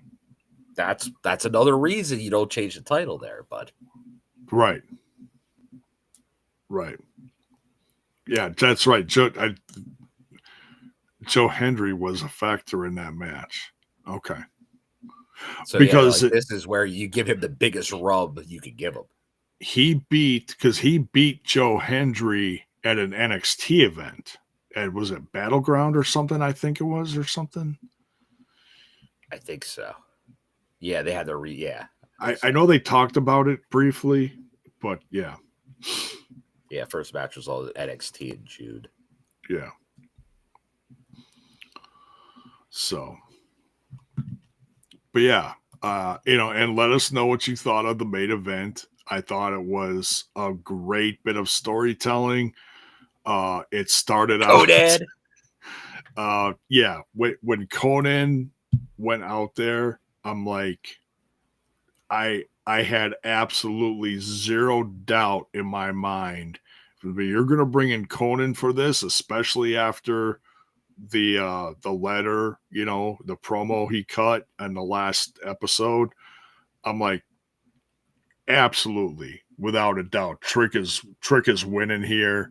He's got the special, I'll just call it war paint on, and it was like you said, Tata, he was there for it. His family was there. His daughter was there in the front row, which is I've never. But once again, they lead into that at Slammiversary, so everyone thought he had to win it because he lived the borough over. But this was the right call. Yeah, because you gotta, it can't come easy. Even though not saying it was easy, but you had to beat the one-on-one. You had to beat a one-on-one. You had to go through that extra. Like, you can't just go your first encounter and like just get it that easy. So, but that's the thing. Like, everyone took it, and you saw, like we talked earlier, everyone got so worked up that he didn't win at Slammiversary. Yeah. But then you get the blow off here of him winning this match. And it felt bigger. Now you can ride. I think it did. It felt bigger. It felt bigger. It did. You're right. And it's fun. Hey, I'm gonna give once again. I can't help but give this guy credit. Trick, even in the end, right? Yeah. Because he comes out. They announce where Mackenzie announces where he's from. He's from New York, the Bronx. Yeah. Home of the New York Yankees. So the crowd starts booing Mike Santana. So briefly, because what does Trick do? He quickly grabs the mic from Mackenzie, and rips the Red Sox. Yeah, what an astute flips move. it. Flips it. I think he did that on his own. I think he just said, you know what? I'm taking the heat off the guy, and he did it. Once again, that guy is so good. Yeah. And once again, we're going to be talking gushingly about Mike Santana for the rest of the show. But once again, I got to give so much credit to Trick. Like I said, deep down, Trick's a TNA guy. The way he worked in this brand, even as the heel that didn't want you to like him, man, did he embrace it. And in the end still, he saw that turn that the crowd might be turning on him a little bit here. Bam. That's why that guy's going to be a star in this business for a real long time. Trick Williams is a future WrestleMania main eventer, period. And we've seen him grow, not just as a performer, but in all the promos he cut against this brand that we love, the people in it that we love, and he rose to the top, and he the way he blamed him. He's like, all these people are here because of me. And it's like, when you heard that entrance, and now granted, Mike Santana had a great entrance, that crowd is behind him. But as soon as Trick's entrance kicked in, there was damn near 8,000 people screaming, "Whoop that Trick." And I've said this over and over again. When that kicks in, whether you love him or you hate him, you are singing along. And everyone he's got a lot, obviously the theme, the music, and the look. I was talking to some people at the show, and let's not kid ourselves. The NXT or the CW during this partnership, they got familiar with, they knew Trick Williams, but they also got familiar with Mike Santana, seeing him there, because they might not have seen him on TNA, but they saw him there. And that plays into it. Like in that crowd, those near 8,000 people. Yeah. How many of them bought a ticket?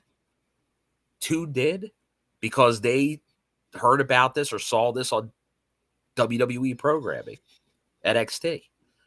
A lot. Yeah. Like when there was some, like obviously it was TNA heavy, but was it 80-20? Was it 70-30? Was it maybe even 60-40? Yeah. I think you could make the case for all this. Yeah. Yeah. And just they told a great back and forth story in the ring. The crowd got in fired. and out of the ring. Yeah, in the ring, out of the ring. Well, and yeah, I think that was very smart to start this match, or as I would tell Daniel Spencer, not start this match, because the amount of people that were in the area going, well, what is this, a street fight? Like no DQ? I'm like, bell never rang. I didn't hear no bell. Like that's the right call. Like you start before, you don't ring the bell until both guys are ready. So they went and did all the shenanigans in the crowd before the match even started to get everybody going. They did a lap. And you had early Mike Santana Crimson Mask. Oh, yeah. Early. Yeah, he hit that pole and went down, and then they paid attention to Trick for a while, and then they showed Mike again, and he was Get your gushers ready. Yeah. Sponsored by Gushers. Which is why I had to, I was trying to find something that you didn't have that on because we couldn't, because I've done that in the past when we were doing the classic. Throwback. You got that a lot. You had to go black and white. Yeah, where we had like a full, Crimson Mask, so Sabu or whatever it was, and YouTube wouldn't allow the cover, So, I'm like, okay, I got right. Yeah. Boo YouTube. I had to find something. And this is post match, where he's sitting there with the title and he still has some on his face. He's not 100% cleaned up, but he's cleaned up to a point where it's like, he's cleaned up enough. So I'm like, okay, I'll put that on there, put the Hardys on there, and just kind of show some highlights from title winners. But yeah, it was bloody, but it wasn't to the point where it was like a horror story. It was just enough that it was, you got worried about him, it's like, it wasn't something crazy, which once again serves its purpose. Like I said, like I think that got Steve Maclin into another level when he had that war with PCO. But like just the right amount. Like I think they used everything just the right amount in this match. But yeah, no, like great use of the finishers without it being overdone. But like you had Trick going off the top rope with his, like it was some good stuff there. Like stuff you hadn't really seen. And then like even like Santana just had to keep hitting stuff, and then it took everything he had to take Trick down, and and then in the end it was a clean 1-2-3 center of the ring. The moment that he deserves, that he earned, like I said, he's been since he came back. Like obviously he had a great run previously here, tag team, ran that division with Ortiz. Then obviously went elsewhere, but came back. But we always I think we always knew he had a singles run in him back even during his first run here. But you can see the work he's put in. Like he's doing the work. But like I said, like I'll say it again. Came back, that feud with Ali Like, and just I that, got to give so much credit still to Ali too, because that he like cemented they it. did magic. You're right. They did magic together. And like that's and you know that's going to be the challenger at some point. Now with the title on the line, like that's Absolutely. that's a big four match. Like that might be Genesis. I don't know. I got to imagine by Slammiversary that match is happening. Yeah. So it's just built in there. And that's why you have these great feuds for these storylines. Yeah. So on hopefully a new big network, you're featuring these are the guys that deserve that spot because, like, sadly, because of what this is, like Trick was a huge asset. I believe he was best for business. And now you're not going to see him, maybe never or very sparingly in the near future. So you gotta, and like Santana's now got to take that ball and run with it. Like he did everything he's supposed to do to get there, and now he's gotta take it. He's got to take the ball and run with it. Easier said than done. And we saw the aftermath where we see how the Gauntlet played into it because he was going to have to take care of some business real quick. But luckily, and we knew when the Bioflex injury report mentioned Elijah, it wasn't going to be too far off. Like, could he be in the Gauntlet that quick? He wasn't in the Gauntlet, but he made his presence felt because Nick Nemeth had the trophy. He was ready to cash in, but he took a little too long. Because he made it. He made it about 2/3 of the way down to the ring, and all of a sudden the lights went out, and it's like, what? What is now? What's going? And I'm thinking, oh, Kaz is gonna like drop him, and then he's gonna do something. But no, we got Elijah, and he showed up. He cracked El Kabong. He pulled a double J and whooped him with that guitar, man. And Nick took it like a champ, dropped him, and then Elijah tipped his hat to Mike in the ring, and then all of a sudden we see Mike and we see Kaz freaking out in the ring with, was it Daniel Spencer? Yeah. He's like, well, where's the trophy? Gotta get the trophy. Right. And Tom Hannafin audibly says, if you go back and watch this, you'll see this, and it's comedy gold. Tom Hannafin says, well, Kaz has a long way to go get that trophy and come back to the ring with it. And by the time he's like, well, where is it? I gotta go get it. By the time he does that, I almost said Trick. Mike drops him, So that took care of all the competition for the evening. So thanks to Elijah and thanks to, Kaz just being a bumbling idiot at times. The king of bumbling. The king, the uncrowned king of bumbling idiots. There, I said it. That should take some heat off of me. But no, I love Kaz. I love Nick Nemeth. And we talked a lot about this earlier in the podcast. We don't know where this is going because they both have the cup. We don't know what's, But as we saw, only one can really have the cup. Right.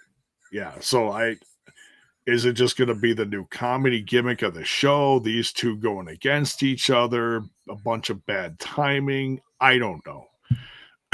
So, but now that's also the question is how soon is Elijah coming back? I don't know how long he was gone. I think it's soon. I think we're seeing tremendous Elijah. Shape. So I think we're seeing Elijah. I got to imagine before the year's out. I would think. Hopefully good by chance the next he plays a part in November. Hopefully I'm hoping he's 100% by Genesis because they did announce Genesis. Then So, they did announce Genesis, Dallas. yeah. I assume it will be the same spot as the last one, because I know they could fit in more. Like, I believe they could set it up similar to how they set up here, so they could do this. They could go once again. I think they could realistically try to go for a record crowd there if they wanted to. So Yeah. And by that time, we should have a TV deal announcement. There's going to be a lot within the next quarter year. There's going to be a lot more hype behind TNA, and this is just the beginning right here. yeah, Was this although pay-per-view? we can't undersell it. 2 houses over 7,000, near 8,000. Yeah. For your S2 tentpole pay-per-views or PLEs now is an accomplishment that most people wouldn't think could even happen in this company. So, like I said, that's why if you're a TNA fan, if you're a TNA newcomer, just looking, be careful about what you read on the interwebs or hear out there, because there's a lot of people out there that are anti-success in this business. And right now, TNA is riding a wave, a hot wave. And hey, it's what they're doing. It helps what they're doing with WWE and NXT. Like, all this is good. And hey, look, Mayor, 100%. This past weekend, AJ Styles, John Cena put on a great match. Yeah. In Australia. But guess what AJ was wearing, J-Bode? I saw it. So I heard about the match. I didn't see it, but I heard about it because that pay-per-view was on early in the morning. So I got up super early, watched half of the pay-per-view, went back to bed before I had to go to work.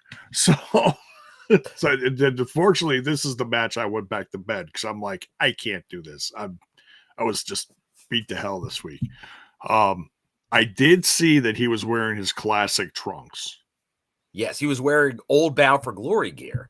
And he did the whole thing. Like, he was the phenomenal TNA AJ Styles.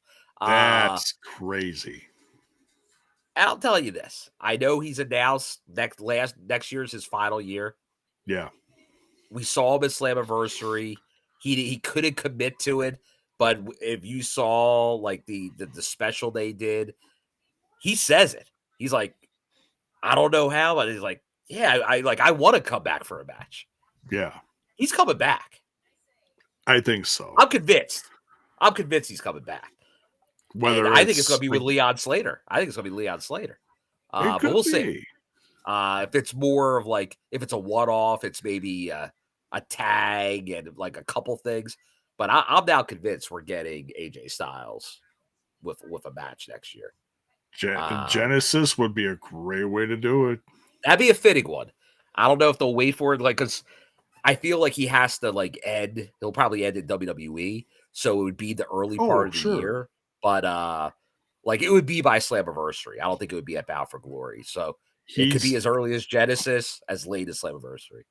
I think he's ending his stuff around the time of WrestleMania. I think that's when he's calling it.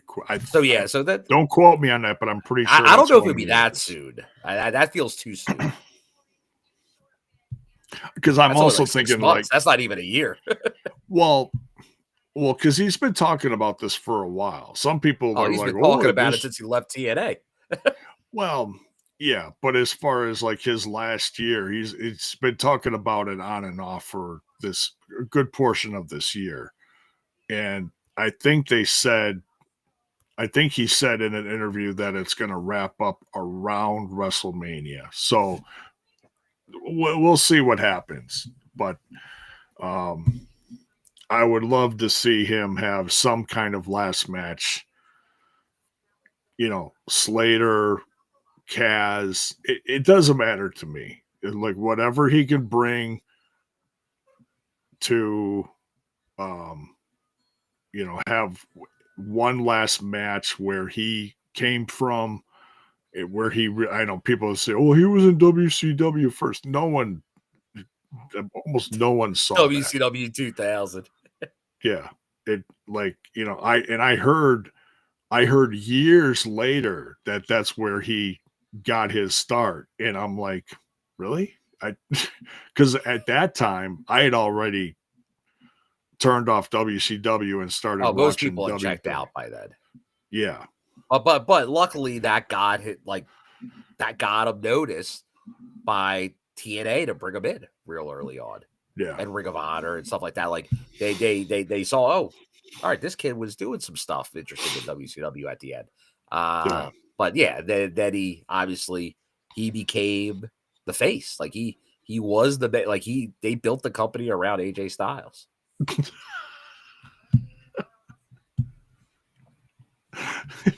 I love this. Just got here. What I missed? The whole damn thing. Go hit the rewind. Well, that's the beauty of the replay. And for those that didn't see it live, because hey, this is a rare Mud Bay edition of the TNI show. It is, and it's for the biggest show of the year. It is, and I'm glad. I mean, I could have done this solo last night, but I wouldn't have had Bill's input, and Bill's input being there and his opinion is key to this. So I'm glad I waited, because it just wouldn't have been right. And then when Thursday comes around, we'll talk to Alisha about it too. We'll get some insights from her, because I'm sure she watched some of this at least. So yeah.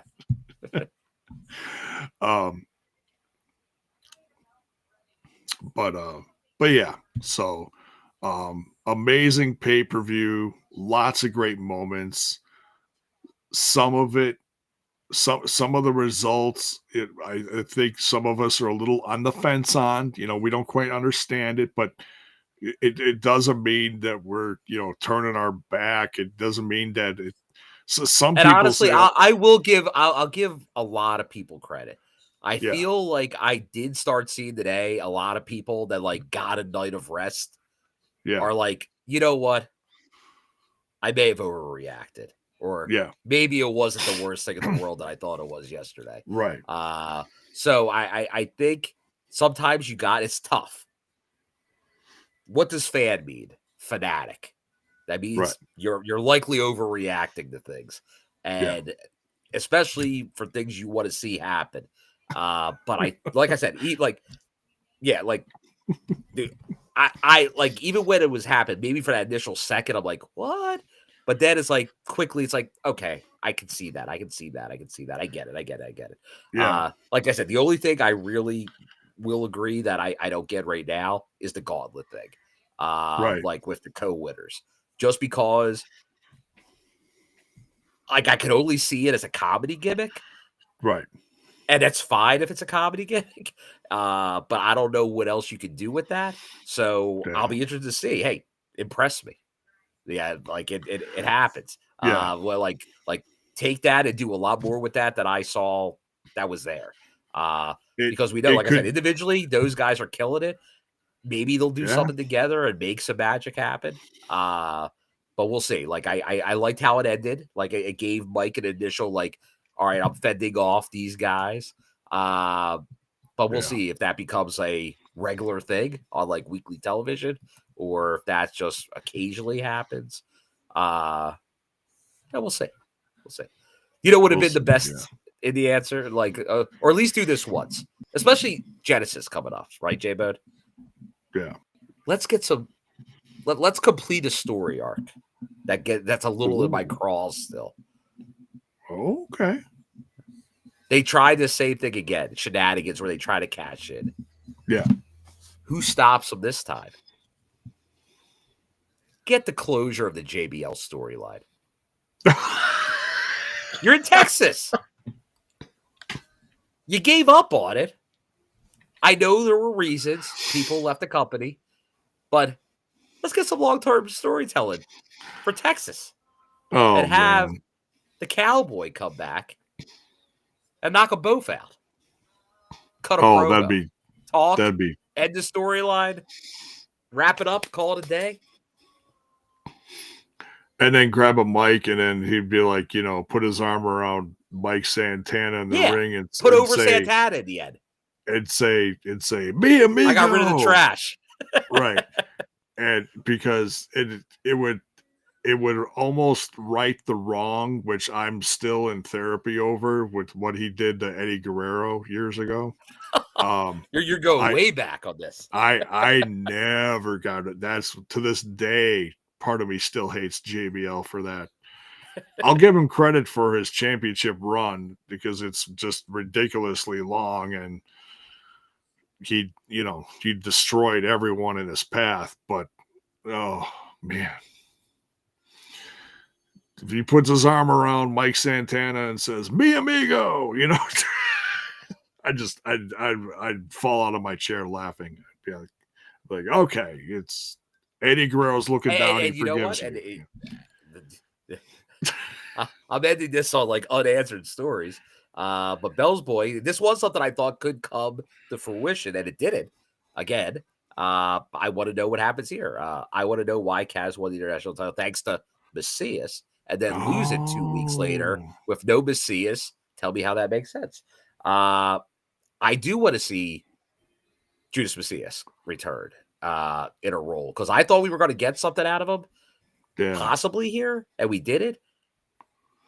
I'm hoping maybe during this period of this content coming out, maybe there's a heavy Macias focus that they taped already, and they're going to bring it out. It'll be the actual start of it, maybe. Yeah, and then maybe have a culminated Genesis. I'd love to see that. I've always been a huge fan, no matter if he was what character he was. Right. So I'm hoping that wasn't just that one-off, and we never see him again. It's gotta be. I'm fine with a good one-off, but when they don't appear to be one-offs, like a storyline, and then it goes away, like I tell you, I'm all about the story. I'm about the build. Yeah. And bring back the Sinister Minister to walk him out. As long as he leaves the funny stuff in the back. There we go. Leave that at the NWA. Yes, exactly. Yeah. Oh, that's right. He was working for them, wasn't he? But he did the voice. I mean, that has to have been the voiceover that he did the promo for Mike Santana. It has to be him. Who else was that? He just couldn't appear on camera, right? I don't know. Look at you, the deep dive, J-Bud. I'm convinced. Convinced. All right. But yeah, that's the show. If you're watching the replay, drop in the chat. What did you like? What didn't you like? What did you get? What didn't you get? Whatever. Talk to us. Let us know. Let us know because there were some people that we haven't seen before. Let us know. If you just saw Bound for Glory, if you just watched now, did that bring you in? Are you now like, you know what? I would have watched some more TNA. Maybe once again, you're an NXT, maybe you're a WWE person. Hey, maybe you're a Monday Night Raw fan that tripped on the show tonight because it was this morning, and you're like, I need some wrestling content. Let us know. What do you think? And hopefully you come back and join us because there will be a special edition of Impact this Thursday going off the Bound for Glory, but we'll still be here, talk some about it, get some more thoughts on Bound for Glory Fallout, and then go from there because we know, who knows? Hey, there might be major news announced in the next day or two. It's TNA. Anything can happen. Yeah, we might be back tomorrow night. Who knows? Because, Cardona does have that one match against Josh Briggs, but beyond that, I have no clue. The NXT TNA Knockouts in the Battle Royal. Yeah, we might have more to talk about than we think. So maybe we'll see. Maybe we'll come back tomorrow night and do a quick show. We'll see. Our quick shows. Yeah. Who knows? But thank you everyone for the names. What's that? I have the names for the Battle Royal. You want to know it right now, J-Bo? Drop them in. All right. We got And now it's going to be a mix of both. But Ooh. I'll tell you as we go with TNA. You got Okay. Jordan Grace, Kendall Gray, Jada Parker, Izzy Dame, Lola Vice, Tatum Paxley, Lash Legend, Red Sinclair, Thea Hale, Sol Ruka, Ariana Grace, Carbon Petrovic, Kelani Jordan, TNA Knockouts champion, Mara Sade, Cassie Lee, Jessie McKay, Ooh. Lei Ying Lee, Zaya Brookside, Heather by Elegance, and the mentor, Victoria Crawford. Oh, very interesting mix there. 1, 2, 3, 4, 5, 6, 7. 7 full-time TNA knockouts and Kelani Jordan, who's their champion. Interesting. That's almost half of them. So, yeah, big presence. Wow. That's interesting. Bell's Boy gives it a 6 out of 10. That's interesting. Antonio, 9 out of 10. Okay. Yeah, let us know the grade you give it. So, all right. Yeah, grade it up. But thanks everyone for joining us for this. This was a very special event to talk about. Man, just where this goes, we don't know. But it's a great start for a new chapter for so many people in TNA, including especially Mike Santana, among many others. Yeah. So the new franchise, like obviously, yeah, Moose is always the face of the franchise, but when you got the big belt, you're the standard bearer. So yeah, he is the new face. No more Trick Williams. It's interesting. So we'll see what happens. All right. Much love, everyone. Possibly be back tomorrow night. We'll see what happens. But we'll absolutely be back on Thursday. Give you some fallout. Oh, yeah. And you know what, J-Bone? Because you just said Thursday. I say Thursday. We didn't really focus on it. But great moment announcing the attendance record, the ultimate finesser, your girl's favorite wrestler. True. Chris Bay. And he looked great. He looked great. He looked even more confident and stable than when he went out there with his, well, we'll say now, former tag team partner, Ace. But no, yeah, like it looks like he's obviously, I'm sure he's working hard. But no, he looked stronger. He looks stronger. Yeah. He looks happy. Yeah, no, it was great to see. I was thrilled to see Chris Bay. So want to make sure to mention that. Didn't want to not say it. Yeah, his road ain't over, and we always greatest story ever told. His what do you call that? GoFundMe. It's always in the description of this video. Share it around if you can't give something, because his journey ain't over. He's got a long road ahead of him, and we're pulling for him. We're all pulling for him. So, but yeah. So much love, everyone. Make sure you smash that like button, smash that sub button, ring that bell for notifications, and we'll see you later this week. Take care, everyone. We'll see you.